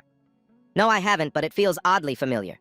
In the cage, the spirit girl murmured in doubt, "How can this be? He's going into battle on his own again. What on earth happened with this black dragon? It wasn't like this when I was captured." Back at the expedition team, Loi Sun kept praising as he walked. No wonder this is the top strategy under the heavenly mechanism. I've seen the strength of this expedition today. It's just that it's not quite like the scenarios in the strategy. Hearing this, Chu Tai replied seriously, "Indeed, we'll see how it goes when the dungeon ends." But before he could finish, Tran Luan coldly mocked. "You can't even handle a few small monsters, yet you call yourselves a guild that has never failed. How ridiculous, just collect some fresh corpses of the dragon race." Seeing this, he retorted unhappily, "Tran, in your eyes, the strength of our guild may seem insignificant, but this strategy does have its issues. As the head of the heavenly mechanism, you should be fair." Instantly, the old man turned away, a menacing smile creeping across his face. "These kids have some guts daring to question me. Say 2 more words and I'll add a human specimen to my collection." Hearing this, Loi Sun stammered in shock. What? At that moment, Chu Tai quickly stood in front of him, his tone humble and conciliatory. "Master, please don't joke like that. You'll scare our guests. Everyone stay calm." Behind him, Loi Sun was horrified, realizing that the old man had genuinely wanted him dead just now. Up ahead, he cursed under his breath. This perverted old man doesn't think about the consequences at all. If he really wipes out the guests, how will we handle the aftermath? Watching this scene, Loi Sun felt a surge of anger rise within him. "You keep rambling. Just wait until you see the black dragon and see if you can still smile." Suddenly, a shadow loomed over the land, causing him to look up in confusion. Black dragon. Instantly, Loi Sun screamed in horror, "It's the black dragon." He immediately became serious, asking, "The boss is really moving first, what now?" Next to him, Trong Chan whispered in shock, "Is this a bug? The spirit beast isn't tricking us right." In the blink of an eye, Chu Tai shouted a serious order. "Form up, everyone! Old man, maintain the mountain barrier. Lu Tu, be ready to shift forms at any moment. Nai Ma, prioritize healing Lu Tu. Keep my health at 30%. The team members quickly replied loudly, "Understood." Then he at the front used his power, Blood Rage, and the screen displayed the information of the skill. Blood Warrior's innate ability. When HP is below 30%, all attributes increase, reducing damage taken. As Tu Duong appeared, he looked down at the group expectantly. "Let me see everyone." The expedition team at the same time quickly attacked him. Furious Strike, dealing physical damage of 158,931. Furious Strike, dealing physical damage of 145,191. Shadow Strike, dealing dark damage of 13,774. Earthquake, dealing magical damage of 133,431.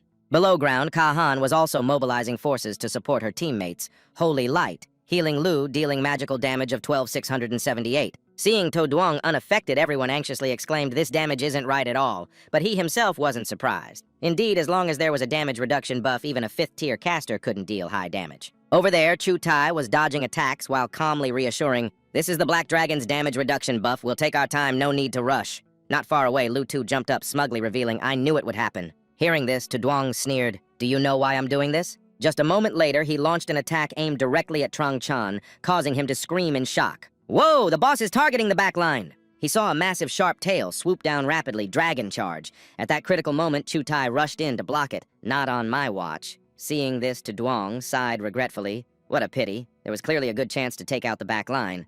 Suddenly, from behind, Lu Tu appeared, ambushing Tu Duong. "You're exposed from behind. Take my hit." Shadow Assassin form increasing attack power speed and critical hit rate significantly, and all skills receive dark damage effects. He attacked Tu Duong with all his might while cursing Dai Shadow Execution, dealing physical damage of 13,291 and dark damage of 11,784.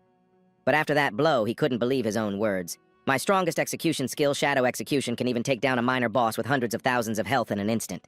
Why is this diamond-level boss only taking this little damage? This damage reduction is ridiculous. Without waiting for Lu Tu to think further, Duong quickly counterattacked. Lu Tu HP at 1%, shield at 0%. Duong coldly looked at him, his tone haughty as he declared, "Now it's your turn, completely exposed. Go meet the Grim Reaper." But unfortunately, his goal wasn't achieved. There was still a bit of health left. Lucky you, but how long can you stay lucky? Over there, Chu Tai hurriedly ran closer to his teammates. "Lu Tu Trang Chan," he expressed relief. "That was too dangerous. You were right at the edge of death. Good thing you had the shield. Old man, quickly give him some potions." Hearing this, a voice from afar immediately responded, "Coming." Suddenly, Kahan noticed something and froze in shock. Seeing Duong's movements, he was horrified and guessed, could it be the annihilation of the earth? Chu Tai couldn't believe it, murmuring that this attack was supposed to be unleashed only when HP dropped below 70%. How could it be happening now? In an instant, the place was engulfed in flames. The scorching pink smoke made Duong ponder in disbelief. Was he still alive? But this attack must have come from the last defensive skill of that barrier mage, and with the annihilation of the earth on top of that, they would surely perish. Below, Chu Tai cautiously questioned why the boss wasn't following the rules, his tone filled with anxiety as he pointed out that it seemed to have intelligence understanding tactics and exploiting their weaknesses. This is a diamond-level boss. It should act according to the rules. How could it suddenly think for itself? The skill that protected everyone was the final skill of the Mountain Barrier Mage, which reduced damage by 90% for allies inside and restored HP over 10 seconds with a cooldown of 360 seconds. Just then, Tran Luan soared up and arrogantly declared, "What a bunch of useless fools. In the end, you still need me to take action." Seeing the old team leader, he couldn't contain his excitement and shouted, "Master Tran Luan." Immediately after, the old man grimly recited an incantation.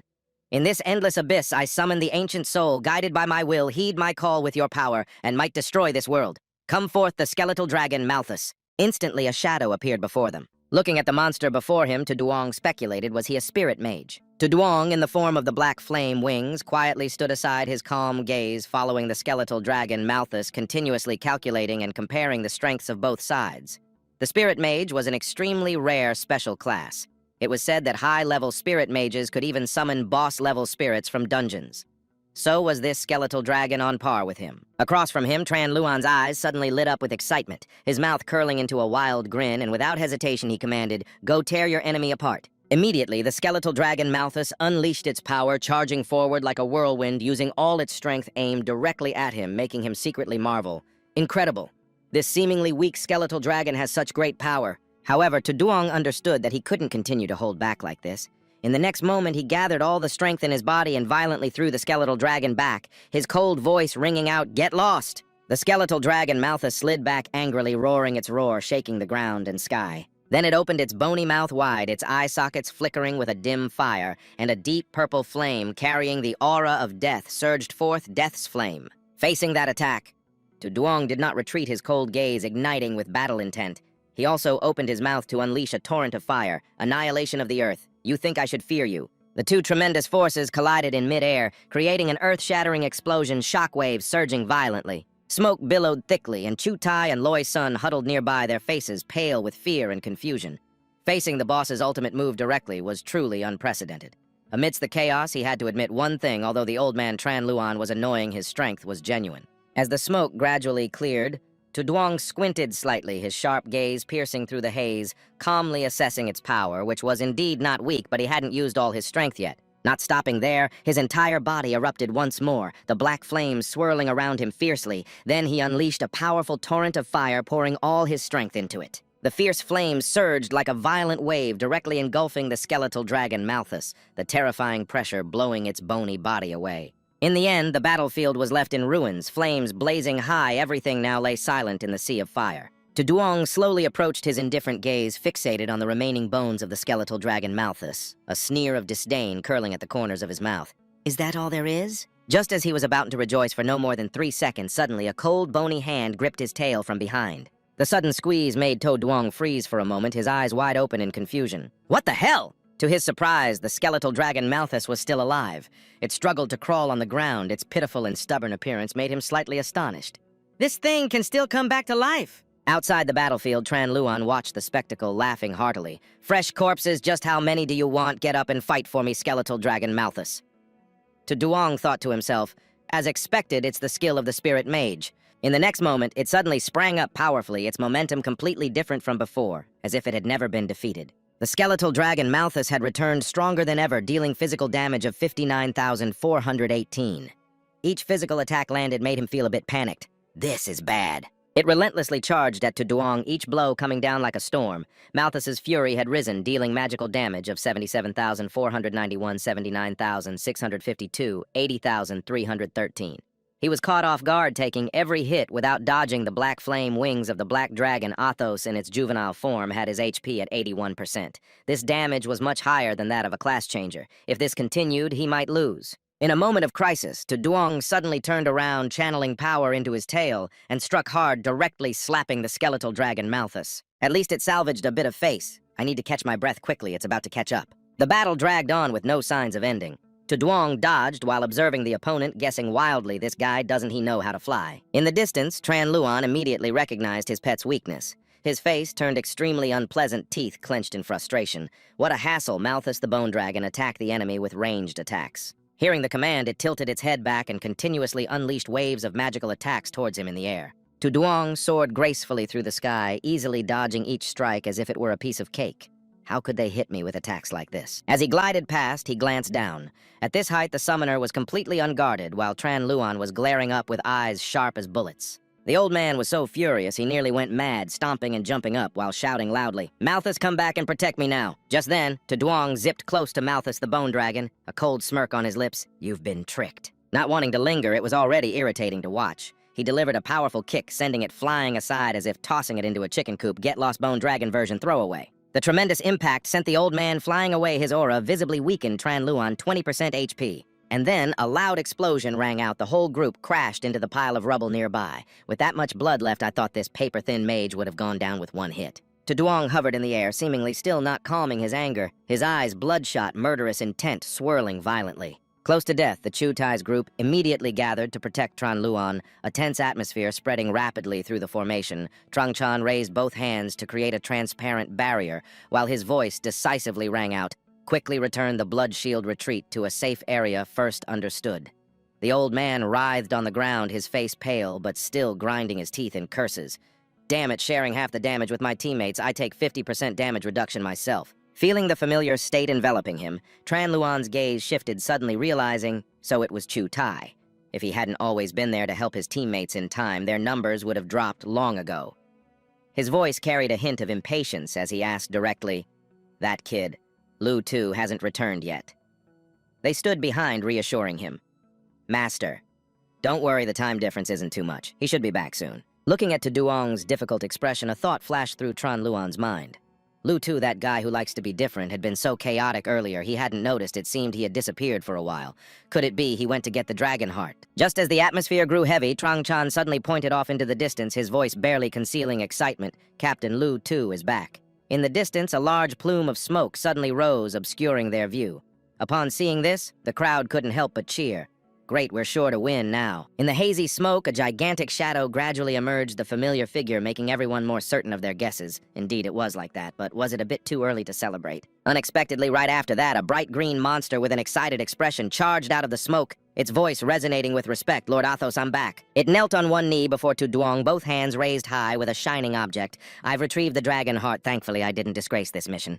Duong glanced at the object, nodded slightly. "Well done." What was presented was clearly an extremely valuable necklace, hiding within it an ancient, incomprehensible symbol, a powerful aura radiating from it. Seeing this scene, Chutai's face immediately changed, his eyes filled with panic and disbelief. How is this possible? Amidst the astonishment of the crowd, Duong extended his hand, casually accepting the necklace, his voice carrying a faint smile. "Those despicable conquerors, luckily I was prepared. Obtaining the dragon heart and victory will be." However, the moment his fingertips lightly brushed the necklace, a blinding light suddenly erupted. He felt a tremendous force surge into his body, his aura explosively increasing in an instant. This is at the same time, cold notifications echoed in his mind. Detected an unavoidable factor, diamond level, secret realm. Black Dragon Fortress level change occurred, secret realm level, beginning to upgraded to exquisite level. Just then, a strange light suddenly flashed atop the priest tower, causing everyone to panic, the sound of shouting ringing out continuously. What's happening? An earthquake. One person shouted in panic amidst the swirling energy, "Priest, this energy disturbance is very unusual. What's going on?" Bok Lin quickly stepped forward, speaking in a deep voice as she walked. I sense a powerful aura being generated somewhere in the secret realm. I didn't expect even the real world would be affected. She stood at the highest point of the priest's tower, looking down at the entire area below her gaze, solemn and profound. This world, I fear, is about to face a major event.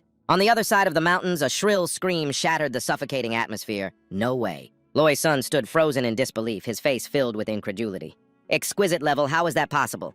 Trang Chan, standing beside him, couldn't help but shudder, his expression heavy. I've never heard of a secret realm being able to level up until now.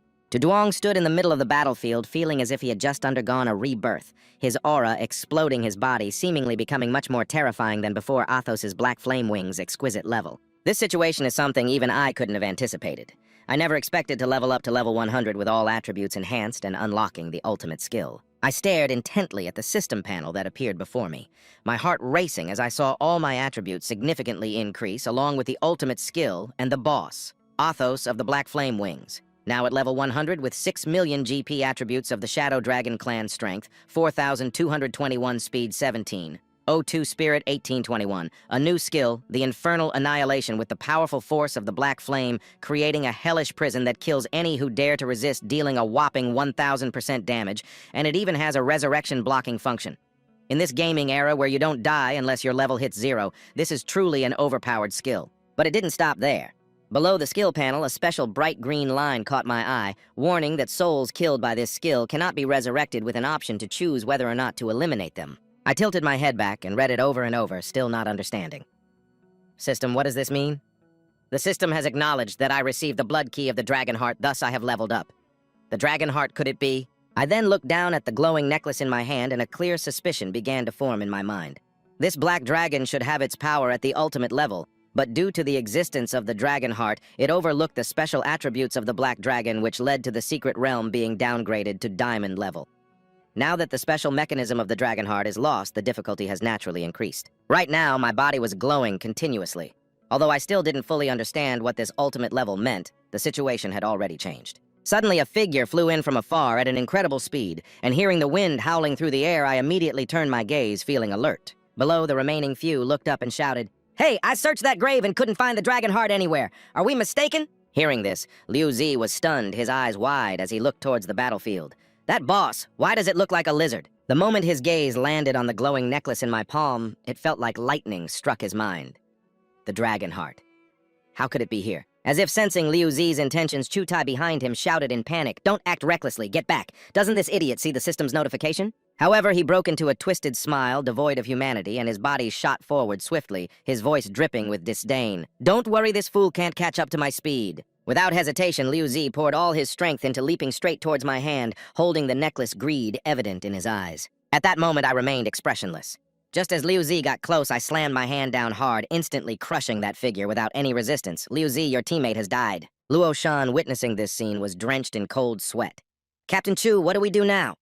Chu Tai's face darkened as he quickly calculated in his mind. Normally, a boss in the ultimate secret realm requires a team of 10 to 20 people to take down, and with this few, we have no chance right now. We only have... Just as that thought crossed his mind, he gritted his teeth, turned and began to run without hesitation. "We can't win retreat." The group exclaimed loudly. "Captain Chu, are you trying to run away?" He ran off like a coward. What else could he do?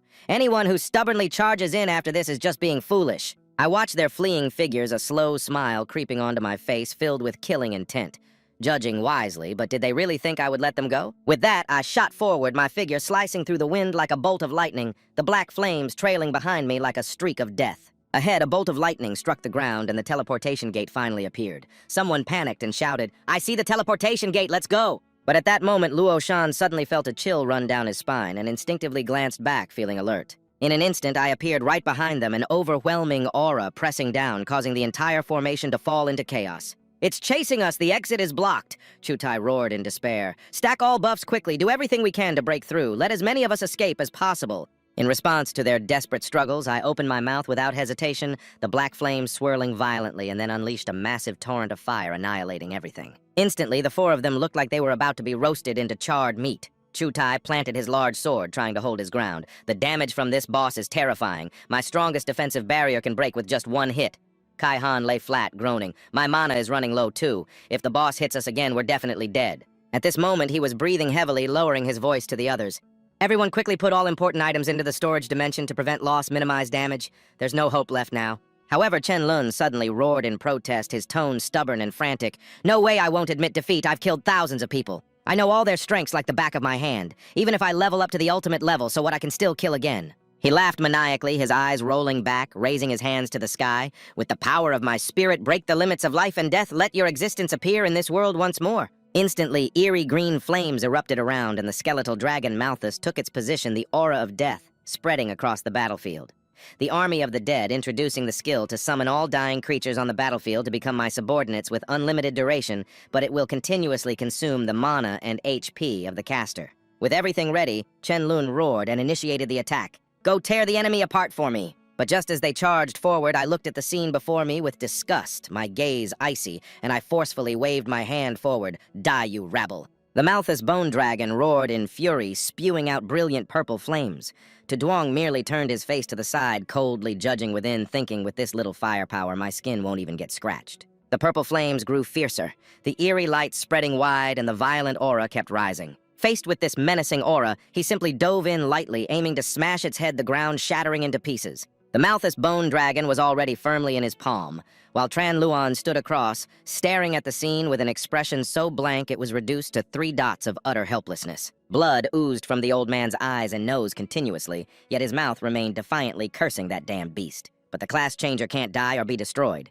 Even if I fail this time, I will eliminate you next time and completely devour your soul. Tran Luan spread his arms wide, laughing like a madman. Regrettably, the elite dungeon can't be reset. I want to destroy you many more times. Those words completely infuriated Duong, the killing intent in his eyes, flaring up intensely, wanting to end everything.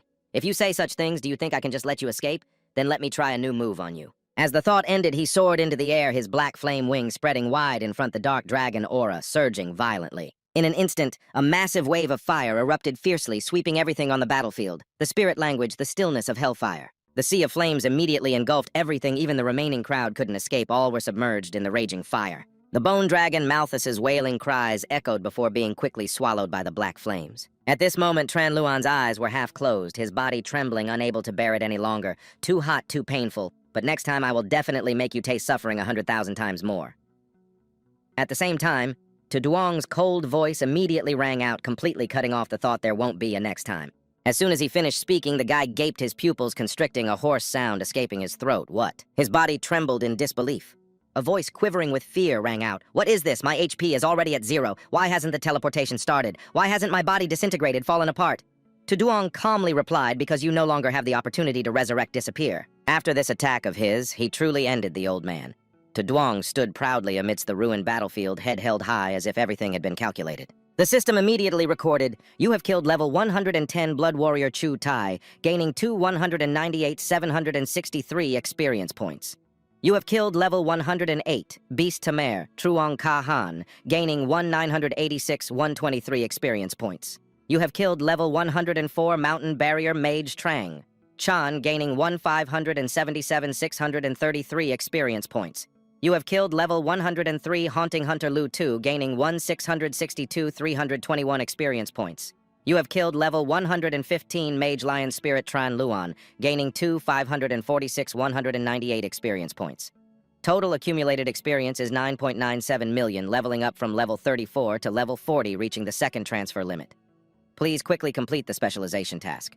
Due to excess experience, 40% is lost. The current accumulated experience is 5.59 million. After the recent upheaval, a heavy silence still slowly spread through the guild, and the Chu family members seemed to drift around like lost souls. Just when everyone's spirits were still in a state of disarray, the guild door suddenly burst open, accompanied by a booming voice that shattered the silence. I'm back. Seeing Kahan return, he immediately perked up and asked, So what happened? Any news about the Grandmaster? His face had long turned pale, and he could only panic as he reported, No, even the information about Grandmaster Tran has completely vanished. This situation means he was either eliminated or dead. Such unexpected news left the 3 Chu family members frozen in place. Remembering the destructive power that Duong had unleashed, a heavy atmosphere suddenly enveloped the place. Who would have thought he could bypass such strong protective measures and force Tran Luan to his death? What kind of boss was that black dragon, the black flame-winged Athos? Chu family members couldn't help but tremble uncontrollably. This was no longer something we could handle. First, we need to compensate for the loss of the spirit beast, and the rest will be decided by the headquarters. Doubt crept into his mind. Only Tran Luan had been killed. What kind of special mechanism was that? Or did that boss intentionally spare us? Scene shifts to Duong's apartment. He was currently using all his strength to finish off a can of soda. After that, he lay back to enjoy the fruits of a long, tiring day. I'm really exhausted. The skill level of that exploration team was something that Spirit Beast couldn't even touch. What a waste of my effort. Despite his complaints, that didn't stop his excitement. But with such hard work, there should be corresponding rewards. No wonder it's a level S guild. The loot is incredible. As he spoke, Duong opened his personal storage to admire his item's equipment. Exquisite level dagger, the frenzy of shadows, exquisite level ring, the rage of blood diamond level cloak, the cloak of the night knight, diamond level amulet, fire sacrifice props high-grade strength potion, high-grade speed potion, epic level one-time skill scroll, thunder prison epic level one-time skill scroll judge's wings perfect, level one-time skill scroll ice barrier. From there, he excitedly took out the item he was most proud of, but to say what attracted him the most, it would undoubtedly be these two items. The item that appeared in Duong's hand was immediately provided with information by the system, including exquisite level dagger, the frenzy of shadows. Introduction from the 7th assassination of the shadows, it has taken the lives of countless beings. The frenzy of shadows continues adding to the grievances of souls. Equipment requirements, no profession restrictions, attribute requirement speed, 300 spirit. 300 level requirement level 10, attribute speed plus 800 strength plus 400 characteristics. Shadow body consumes mana, can become invisible for a short time, while increasing speed by 60%. Undead mark consumes mana marks a target. If attacking while undetected, damage dealt will increase by 300%. Along with the information of an item called Epic Level Skill Scroll 5x Storage Storm Fury. Thunder Ring. Introduction activates the 5 transformation skill Storm Fury. Thunder Ring can store up to 5 times. These items further fueled Duong's determination and enthusiasm to the highest level. I can't help but say my luck is really incredible. Last time I got a diamond level weapon, and this time I even got an exquisite level weapon.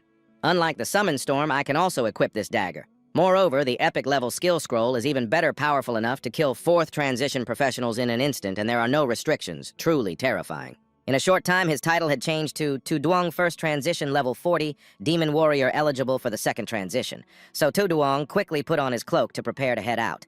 Level 40 already a bit regrettable about the surplus experience points, but before stepping out, he couldn't help but recall Tran Luan's appearance before his ascension and asked, "That lion spirit mage Tran Luan I killed probably won't come back to life, right?"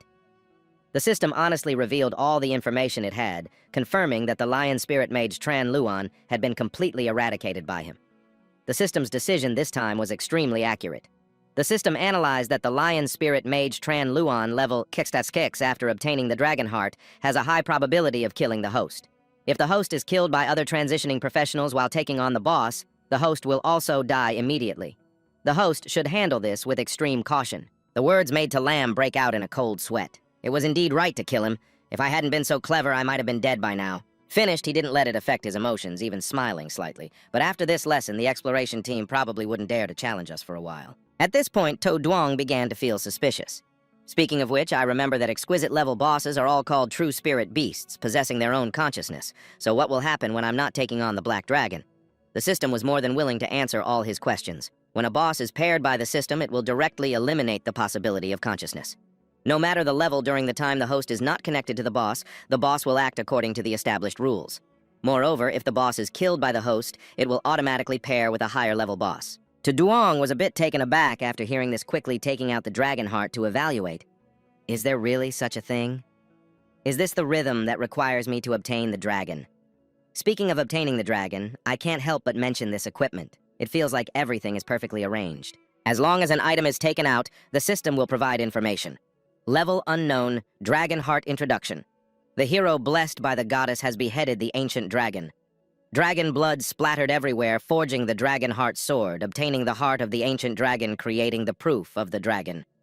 In that moment of chaos, the vision of the nameless hero seemed to open up. The Dragon Heart sword was lost from the world, leaving only the proof of the dragon with the hero.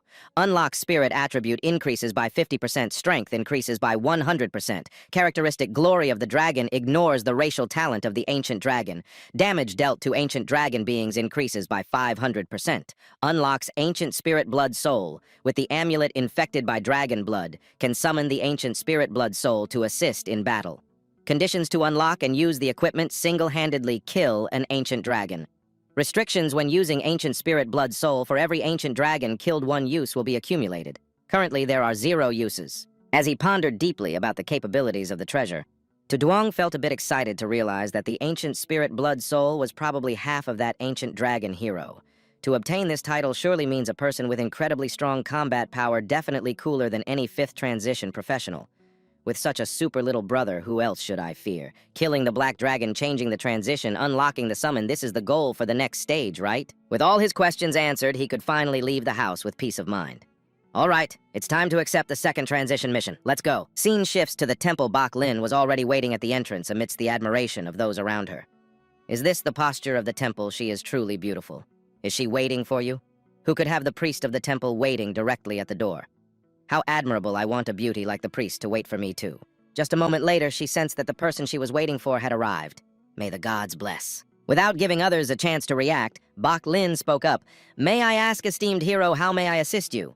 Duong's eyes widened in confusion. Esteemed hero, how did you know I would come here? She casually explained his confusion. Earlier, the idol of the transition issued a guiding light.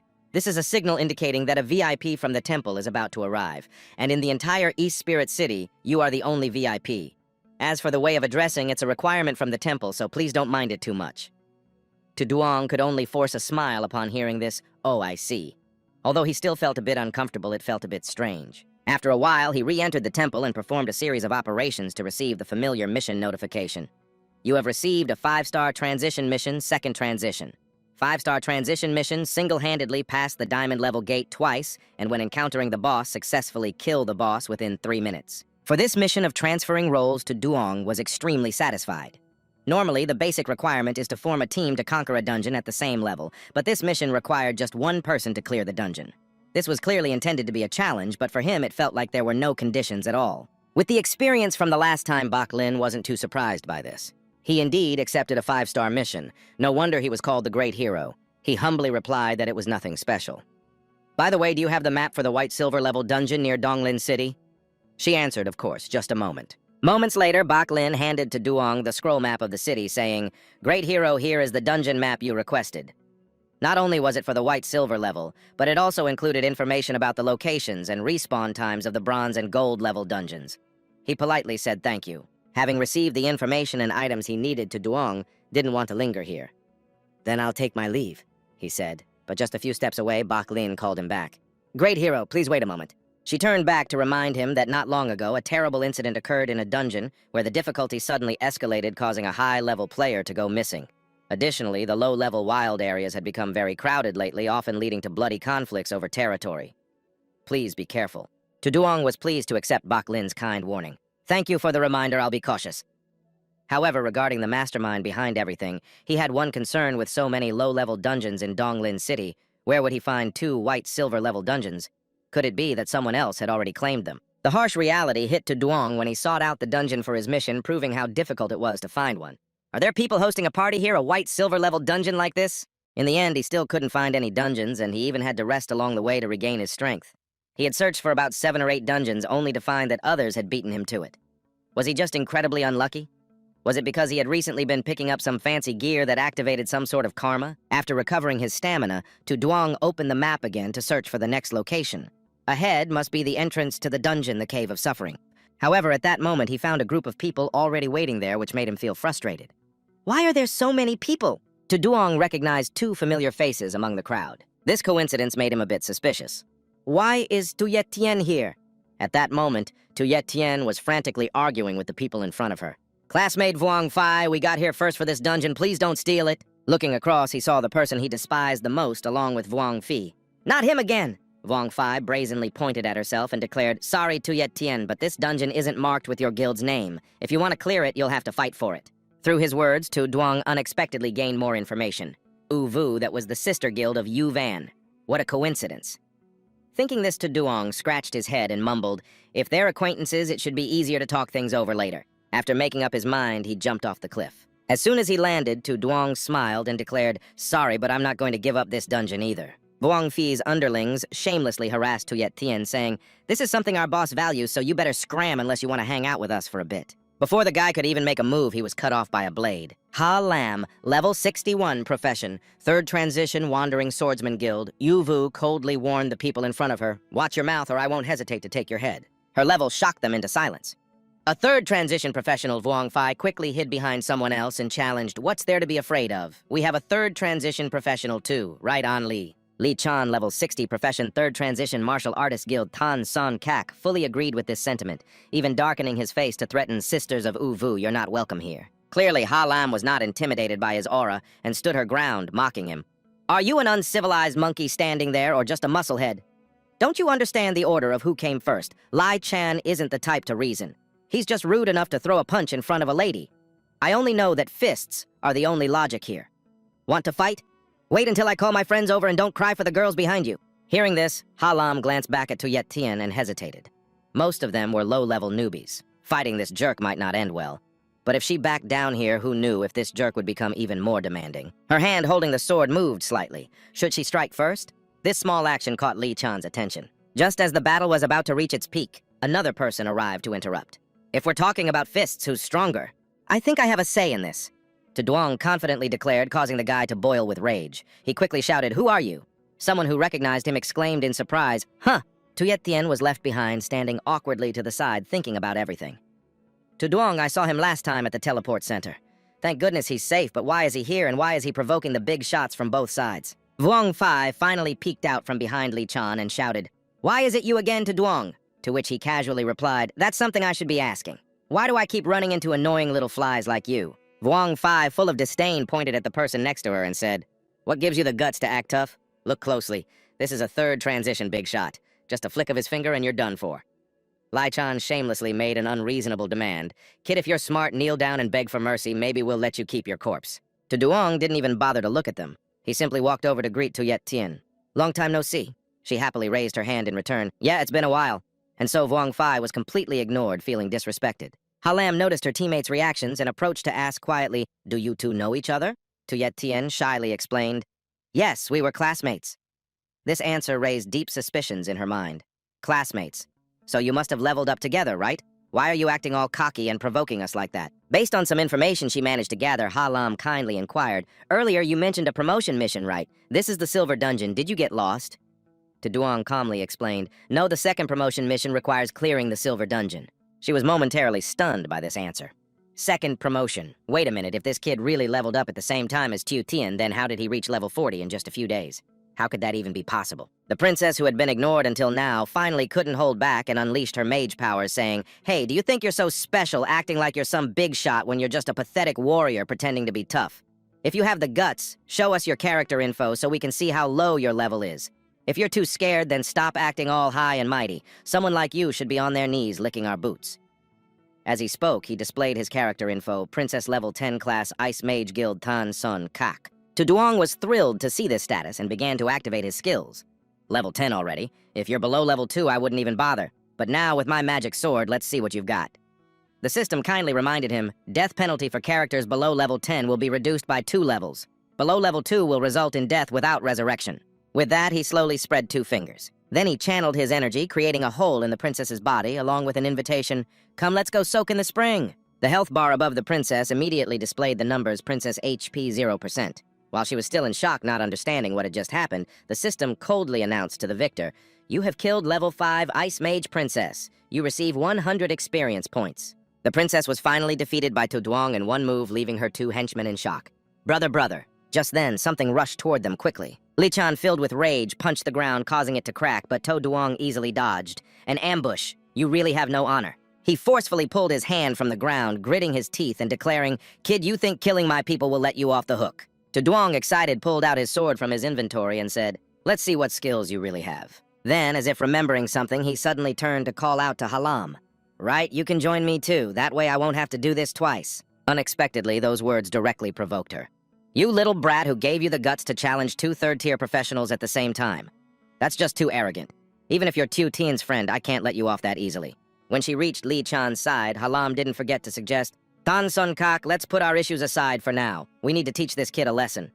He didn't oppose or refuse, just reminded her, "I'll deal with you later." As soon as he finished speaking, Li Chan charged forward, targeting To Duong with her supporting him die. But no matter how many punches he threw or how fast he was, Duong dodged effortlessly. How is this kid so fast? His pent-up anger exploded again, and he unleashed a deadly attack. I don't believe this Thunder Tiger Fist. Lechan's Thunder Tiger Fist finally struck Duong directly. Unexpectedly, that blow was blocked by the sword in his hand. Duong swung his sword like a baseball player, sending Lechan flying 10 meters away. Get lost. After dealing with one person, he was unexpectedly ambushed by Halam, but luckily a shield blocked the attack, surprising her.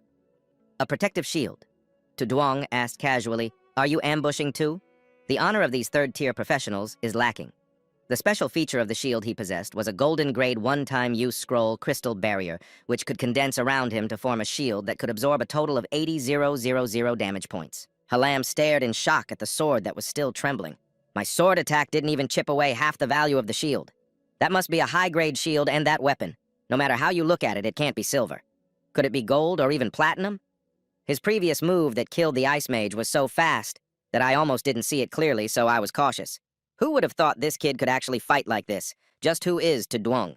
Before she could think deeper, the wall in front of her suddenly exploded. Lechan sprang up from the rubble, angrily shouting, "Kid, you better not think you can escape today. I have to kill you." Duong didn't have time to waste words with him, directly raising his sword to create a blazing fire that enveloped the space. "I told you I'm in a hurry." It was only when Lechan realized the seriousness of the situation that it was too late. A powerful force pierced through the rocks and shot up into the sky, disappearing. And thanks to the system notification, the result was confirmed. You have killed level 60 martial artist Lechan. You receive 125 experience points. Standing before the still-burning flames, Duong coldly turned to Halam and asked, "Do you want to fight more?" She quickly withdrew her sword, unable to hold back a curse, wondering how on earth she could keep fighting. Knowing no one wanted to continue opposing him, he turned and left, not forgetting to leave a little bomb behind. Well, that's good. After all, we're all part of the same guild, and we don't want things to escalate like this. Halam was stunned upon hearing this news. Part of the same guild, could it be? Before stepping into the dungeon gate, Duong casually revealed his information in front of them. Duong, level 40, class Mage Warrior Guild Yuvan. He also added, "Please send my apologies to the guild leader for me. I'm claiming this dungeon." Finally, the system displayed a notification. You have entered the dungeon, the Cave of Torment. The class change quest has been activated. Please complete it quickly. Cave of Torment level requirement, 20 to 40 number of players, 1 to 8. The system sent preliminary information about this place, including Cave of Torment level recommendation, 20 to 40 number of players, 1 to 8. As Duong walked, he marveled at the scenery here. To be honest, apart from the Black Dragon Fortress, this was still the first time he officially entered a dungeon. It was quite refreshing. If he remembered correctly, the setting of this dungeon was the lair of the Earth God. He quickly realized there was a monster waiting for him ahead. Was there only one monster at the entrance? The ambusher aiming at Duong was a level 35 goblin nicknamed the Evil Earth God Archer. He swiftly ducked his head just in time to avoid an arrow from it. Being the first little monster in a dungeon, it was a bit stingy. Unexpectedly at the moment Duong let his guard down, another goblin ambushed him from behind. But before it could do anything, he grabbed it by the neck. Then Duong threw it straight towards the goblin archer. And even from that distance, he only needed to swing his sword once to receive a series of notifications from the system. Killed level 35, Evil Earth God. Archer gained 549 experience. Killed level 34. Evil Earth God Butcher gained 537 experience. After finishing, Duong sheathed his sword into his storage space and complained, "There's even sneak attacks. This dungeon feels a bit sinister. If I hadn't been quick, it would have hit me." He frowned slightly as he remembered the fight with Li Jin. In that previous battle, he basically relied on attribute suppression to win. But if he encountered a stronger class, he would need to rely on skills to win.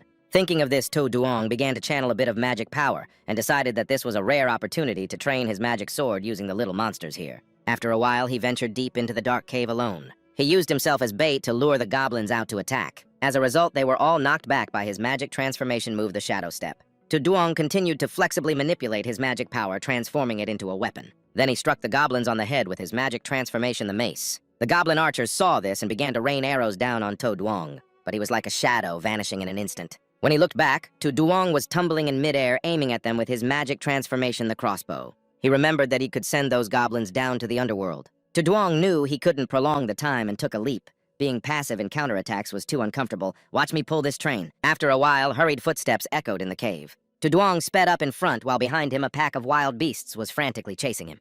According to the plan, they were about to reach the boss, so he would deal with it right away. At this point, he continued to unleash his magic power. The next moment, Duong unleashed a skill to annihilate the monsters, the 40-meter great sword. Their bodies fell like unexpected rain, which was how he assessed the effectiveness of the skill. It could be used from afar or up close, freely attacking. This skill was indeed versatile, and he was increasingly looking forward to what new skills this 5th transition quest would bring. At this moment, the boss of the dungeon has realized that someone is breaking in. In an instant, the Frost Tiger level 40 dungeon boss appeared, but instead of feeling scared, Duong found it amusing. The final boss of the dungeon being a tiger, was it a pet that had turned into its master? This design was quite funny. He became even more indifferent as he listened to its villainous monologue, "Foolish humans daring to step into my territory, do you not wish to live anymore?" The Frost Tiger ran around to Duong in a challenging manner, asking if he could keep up with its speed. This helped him gather some insights. The platform seemed fixed, and indeed a boss below the level of the divine realm would lack intelligence. Testing it with his mouth was quite clever. Seeing him still standing there, the Frost Tiger immediately lunged to attack. "You're dead for sure!" But as soon as its feet hit the ground, it was slashed multiple times. Duong silently and unconsciously defeated the Frost Tiger along with the system notification, "You have killed the Silver Dungeon boss Frost Tiger." Experience gained 6,321. Cleared 2 Silver Dungeons solo, completed the boss kill within 3 minutes of encounter 1 out of 2. Killed it right away. With this result, he proudly thought, why would it take 3 minutes? After finishing up here, Duong didn't bother to linger and directly left. It was time for the next dungeon. As he stepped outside, the first thing he had to ask was, "Why are you all hiding so far away? I won't eat you." Halam, hiding behind a nearby stone pillar, replied, "Don't mind us, you just go your way." Seeing that they said so, Duong didn't press further. "All right, bye." Once he was gone, she began to lament. "It's done in just 5 minutes. This is the so-called hell of pain. What kind of monster is this?" Shuo Tian watched him leave, feeling incredibly sad. Not long ago, they were still in school together, and now it felt like they were no longer in the same world. A while later, in another dungeon, Duong completed his remaining objective. "Done?"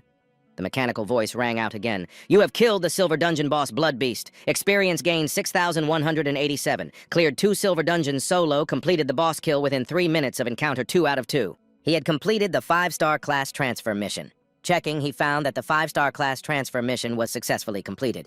A series of notifications activated the hidden class transfer mission. This unusual notification startled him a bit. A hidden mission. Duong opened the map while listening to the system briefly introduce the mission. Phase 1. The rusty key is lost. Mission introduction. The marked point on the map has a terrifying beast sleeping there, seemingly guarding something. The rewards beyond the standard upon mission completion: 5% increase to all attributes, 1 special class Demon Warrior, and a legendary skill book. The system also reminded him, Note 1, the hidden class transfer mission only opens upon completing the 5-star class transfer. It is unrelated to class development. 2. A series of hidden class transfer missions will be released in stages after each class transfer. 3. The hidden class transfer mission can be skipped without affecting the regular class transfer mission. Time limit 48 hours. Will you accept the mission, yes or no? This juicy opportunity falling from the sky made Duong extremely delighted. Just a 5% increase to all attributes was already enticing, and there was even a legendary skill book. Moreover, looking at the mission, it seemed there would definitely be a Phase 2. Was this the value of the 5-star class transfer mission? Accept, of course. Finished, he understood very well that the target area for the mission was the high-level outskirts of Tianling City, with an average monster level of 40 or above. The so-called terrifying monster must be above level 50, right? Without exploiting bugs, it felt like no one could complete it. With that in mind, Duong decided to take out the dagger he had stored in his inventory. It seemed it was time to unlock this exquisite weapon. However, using weapons above diamond level required not only a complete flawless gem, but also a master-level blacksmith. And there was no such character in Dongling City. Just then, he suddenly remembered something. Right, the branch of Tianji seemed to be in Tianling City. He remembered they not only sold dungeon strategies, but also intelligence. It seemed he should visit those defeated subordinates. Duong took out the X-Alliance card, a black gold member card, and smiled. Moreover, he had heard that Tianji was one of the members of the X-Alliance. He wondered how they would react upon seeing this. As soon as he set foot in Tianling City, Duong remarked, "Wow, so many people are buying strategies. No wonder it's the top strategy organization. It's a bit nerve-wracking." He smirked to himself. "After all, I'm just selling your stuff. Officially stepping into the ranks of the wealthy, it feels a bit awkward." Holding up the item, a complete flawless gem that could be embedded in any level of equipment, removing the level restrictions with a balance of 2.8 billion. At that moment, someone inside was loudly shouting, "Hey, isn't it my turn yet?" Another voice sounded annoyed. "I've been waiting so long, the flowers are about to wither." Seeing the tense atmosphere, the store staff quickly tried to calm everyone down. "Please be patient, wait for your turn." Meanwhile, Duong looked at the long line and sighed. So many people. Suddenly, his face turned astonished as he recognized, "Isn't that Chutai and Lu Zi? What a quick reunion." Over there, he seemed unwilling and asked, "Brother Chu, can't you compensate for my lost weapon that was a divine-level weapon?" He frowned slightly and replied irritably, "This time the loss is on the organization. It's generous enough that they're not causing us trouble." What more do you want? After hearing this, Liu Zi, furious, kicked the wooden block and shouted, "So I have to go dungeon diving for months again, damn it!" Unexpectedly, it flew right at To Duong, but luckily he managed to catch it. To Duong frowned angrily and scolded, Hey, who's the thoughtless one throwing things around?" His expression was fierce as he approached challengingly. "What do you have something to say?" To Duong, holding the wooden block, replied loudly. "Of course I have something to say. Just because you're high level doesn't mean you can do whatever you want." This only infuriated Liu Zi further, grabbing to Duong's shirt and cursing, "A level 40 chicken dares to talk back to me. Let me tell you, I can do whatever I want here. Do you think I won't make you pay for this?" Seeing To Duong smirk, he became even angrier. "Damn it, what are you smiling about?" At that moment, To Duong silently vowed, "All right, next time you dare to come to the Black Dragon's secret realm, I'll wipe you out." Suddenly, Chu Tai intervened, saying, "Liu Zi, pay attention to your image a bit. It's just a small matter and don't hold on to this guy too tightly." He adjusted his collar while showing his displeasure. "What kind of attitude is that you're the head of the Heavenly Secrets, and you treat a guest like this? I'm really disappointed." The guy patiently replied in a polite manner, "I'm really sorry, we are the high-level strategy team. We don't sell your current level of subquest strategy." On the contrary, Liu Zi, getting impatient, said, "Brother Chu, why waste words on this kid? Let me kick him out." Feeling disrespected, To Duong raised his yellow card, grinning widely. "Look at this, what is this?" However, he didn't even look and rudely tossed it aside, thinking, who would be scared of this torn card? That action left him dumbfounded, cursing silently. Damn, this little bug doesn't know how to recognize quality. Yet the card fell at someone's feet, prompting that person to exclaim, "What is this?" Chu Tai was surprised to see the character appear before him. "Manager, why are you here?" Liu Zi exclaimed loudly. "Brother-in-law, you finally made it." The imposing figure was Jia Viet, level 120 head of the A-level city manager of Vin Pong City. Without saying a word, he stepped forward and slapped Liu Zi hard. This caused him to fall to the ground looking confused. "Brother, what are you doing? I'm your brother-in-law." But Jia Viet didn't say much and went straight to Duong, politely saying, "Esteemed VIP, I am the manager of Vin Pong City, Jia Viet. I apologize for my subordinate causing you trouble." He took back the card, showing politeness, "It's fine," while secretly thinking, what a big shot.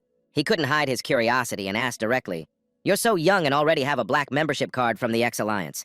Have you completed the 5-star promotion mission and received the VIP privileges from the promotion temple?" To Duong confirmed, "That's right."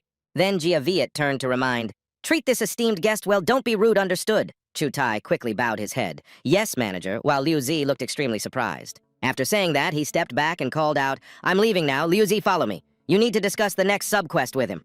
Dragged along the floor, he angrily shouted, "Brother-in-law, let go! I can walk myself, kid. Don't get cocky. Just wait for me." To Duong waved goodbye, wondering, the next subquest is the Heavenly Secrets going to take action again. At this moment, Chu Tai respectfully asked, "Esteemed guest, may I ask what you need?" To Duong immediately got to the point. "I want to know the whereabouts of the master-level blacksmith in Tianling City. By the way, do you have any limitless gemstones? The Tu Bao Guild is out of stock and I want to buy a few." The guy replied right away, "No problem with the intel. We do have limitless gemstones, but they are very expensive. Please take a look." He snapped his fingers and generously said, "If it can be solved with money, then I don't see it as a problem." Moments later, a bag full of money fell down, making Chu Tai sweat nervously. I understand now. I'll call someone right away. No, I'll go get the goods myself. Please wait a moment." That attitude made To Duong secretly mock. Turning around like this is quite skilled now. He smirked inwardly. Vinfong City is the capital of this area, and even its manager is so respectful. I'm starting to understand more about the background of this temple. Once he finished his business, To Duong stepped out, looking at the map while muttering, "Old Wolf's blacksmith shop. The master-level blacksmith is hiding in such a shabby place.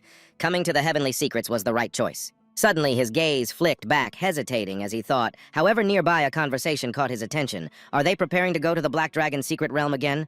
The bald guy asked suspiciously, "Is that true? People have died there and they still dare to go?" The guy next to him replied, "I just heard people talking about it, but everyone is scared now, not responding at all." The other guy sighed. "I guess that's right. If it were me, even if you offered me 10 billion, I wouldn't go."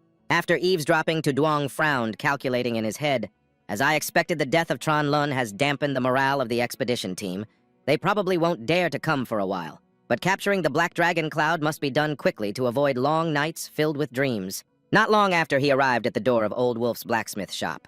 To Duong opened the door and greeted, "Sorry to bother you, I'm looking for Mr. Ko Duong." Seeing the stranger, everyone looked surprised. He bluntly asked, "Guest, there are 2 girls inside Mo Rong Tuyet level 95 guild and an Enju level 92 guild Yuvan." In his heart, he immediately recognized they are from Yuvan.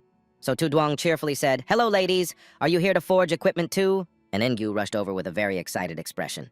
"You're the new little brother, right? How old are you this year? Do you have a girlfriend? Do you like older sisters?"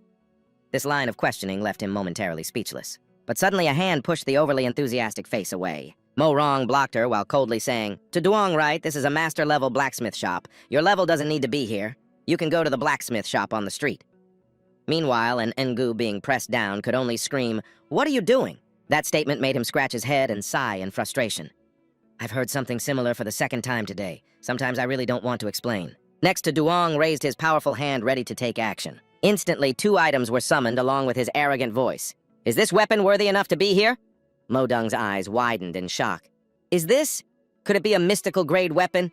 An Ngu looked up, staring intently, and added, "And there's even a void stone one of those costs hundreds of millions." Ko Duong, seeing those 2 treasures, immediately approached as if drawn in. He stared at them without blinking, exclaiming, "It's been a long time since I've seen such a fine weapon." Then to Duong handed the item to Ko Duong. "Master, please take this." As he raised the sword, Ko Duong was filled with vigor. "Don't worry, I will pour all my life's effort into enhancing this weapon for you. I won't let you down." Without further hesitation, Ko Duong lifted the hammer, ready to begin. Each strike of his hammer came down in rapid succession, radiating a brilliant light. Modung looked up at that light, unable to tear her gaze away. "Is this the special effect of enhancing a mystical grade weapon? It's the first time I've seen it." And Ngu, admiring the scene, couldn't help but exclaim, "It's so beautiful." Turning to To Duong Mo, Dung quietly remarked, "He doesn't seem surprised at all. He looks like he's seen this before." Seeing this, Ngu smirked mischievously. "What are you doing, Tutu Yet, staring at To Duong like that? Have you taken a liking to him?" She awkwardly denied it, mumbling something, "I was just thinking," but she continued to tease, "So what's up? I rarely see you lost in thought like this." Modung snapped back, "Enough already." Sitting in a corner, listening to their bickering, he broke a sweat, thinking, "Did I choose the wrong guild?" A few hours later, Ko Duong excitedly raised the sword, declaring, "It's done." To Duong watched in admiration. As expected of a master, he finished it in one go. "Last time I tried, I blew up quite a bit of material." He stepped forward to take it and asked, "Master, how much do I owe you?" Ko Duong cheerfully replied, "For this weapon, I've put my heart and soul into it. Normally, I would charge you 1 billion for the processing fee, but today, I'm in a good mood and will waive the fee." And Ngu exclaimed, "A master-level forging for free, that's amazing." However, Tu Duong firmly said, "I won't take advantage of you, old man. Besides, money is easy to earn. A master like you is hard to come by. Please accept this billion as a processing fee. I will come back often." His straightforwardness made Ko Duong give a thumbs up. "A young man with spirit, then I will accept it. I look forward to your next visit." At this moment, Anangu was completely stunned, admiring him with her hands on her face. Not only did he give up a free opportunity, but he also spent 1 billion and is still smiling. "Is this what a wealthy heir looks like? What do I do? I'm a bit smitten." Modung was also dumbfounded, wondering, could he really be the young master of a top-tier guild? The scene shifted to the outskirts of Tianlin City at the Nin Huanglin range level, 40 and above. To Duong looked towards the mountain and concluded, "This is the mission location. It's indeed a map for leveling up beyond the second transition." He held the newly enhanced sword, feeling a surge of power, and thought to himself, "Bloodthirsty shadow with a restriction of 300 points in speed and 300 points in spirit." He applied the attribute potion directly and distributed the remaining attribute points. Now the system updated to Duong class. Demon Swordsman Strength 980 base attribute 241 plus equipment increase 739 speed 1129 base attribute 311 plus equipment increase 818 spirit 488 base attribute 314 plus equipment increase 174. He continued to think, "Now I can stand shoulder to shoulder with a 4th transition powerhouse." Just as Tu Duong used the potions, the screen announced, "Mind-enhancing elixir. 1 permanently increases spirit attribute by 50 points usage limit 5. Speed-enhancing elixir. 2 permanently increases speed attribute by 50 points usage limit 5. Speed-boosting elixir. 1 permanently increases speed attribute by 100 points usage limit 2. Once equipped, he jumped down without hesitation, shouting, "Let's go!" However, while he was in freefall, 2 large shadows surrounded Tu Duong. These were level 45 Vonghan bats and level 44 Owen Lin Earth soldiers. He immediately used the skill Shadow Body, consuming mana to achieve a short-term stealth effect while increasing his speed by 60%. In the blink of an eye, Tu Duong dispatched the 2 monsters with a single strike. He executed the dual slash skill with an incredibly cool demeanor. As he landed, Tu Duong evaluated in his mind, skill dual slash the most basic of warriors thanks to the power of the mystical grade weapon it has such might. At that moment, he suddenly noticed hundreds of eyes watching him from the darkness. Tu Duong held his weapon in one hand and a potion in the other, smiling smugly. "But I don't intend to clear the map, honestly. Using the old method, let's break it." He then unleashed his ultimate skill, Military Fire Display. In no time, the cave exploded, creating a blazing inferno. When the monsters were all dead, he stepped inside and murmured, "This must be the lair of the terrifying culprit. According to the mission setup, its level should be no less than 50. I wonder how many of my strikes it can withstand." To Duong slowly walked while sighing. The entire way was devoid of small monsters, but little did he know they were hiding in fear in the corners. After a while, To Duong found an exit ahead and exclaimed, "I've made it!" The light from outside was so bright that To Duong had to squint one eye. Suddenly, something in front of him made him widen his eyes in astonishment. At the end of the path lay a gigantic monster curled up and sleeping. It was a mutated beast, devouring an unknown piece of meat. Level 55, race immortal, health skills and attributes all unknown. This left To Duong puzzled, wondering what kind of creature this was. Aside from its level and name, he couldn't see any other information. It seemed he would need to buy a high-level skill book. Without further ado, he charged forward, thinking, "I must not underestimate a boss with unclear information like this. Get ready for a fierce battle." Next, To Duong plunged his sword into its head, and the screen displayed a notification. Shadow of the Abyss dealt 52,281 damage. Soul Mark consumes mana. Target marked attack initiated without detection increases damage dealt by 300%. That stab woke the monster, which howled in pain. He landed and smacked his lips, realizing it wouldn't be easy to take it down quickly. It opened its mouth and launched a barrage of spikes at the one who had awakened it. To Duong immediately leapt to dodge the rain of arrows attacking him. Then he narrowed his sharp eyes, ready to unleash more damage. Countless slashes rained down, causing the monster to growl and bare its teeth in resistance. Seizing the perfect moment, To Duong propelled himself upward with his sharp weapon. One thought filled his mind: he couldn't give it a chance to breathe. With one strike, he weakened its health, and then with a fierce gaze, decisively pierced through the boss. The system immediately chimed, "You have slain the mutated beast, devouring an unknown piece of meat, gaining 4,321 experience." To Duong looked at the monster's corpse and listened to the notification. "You have received an item old key." 2 items floated in the air along with their information. "You have received an item unidentified rotting meat old key.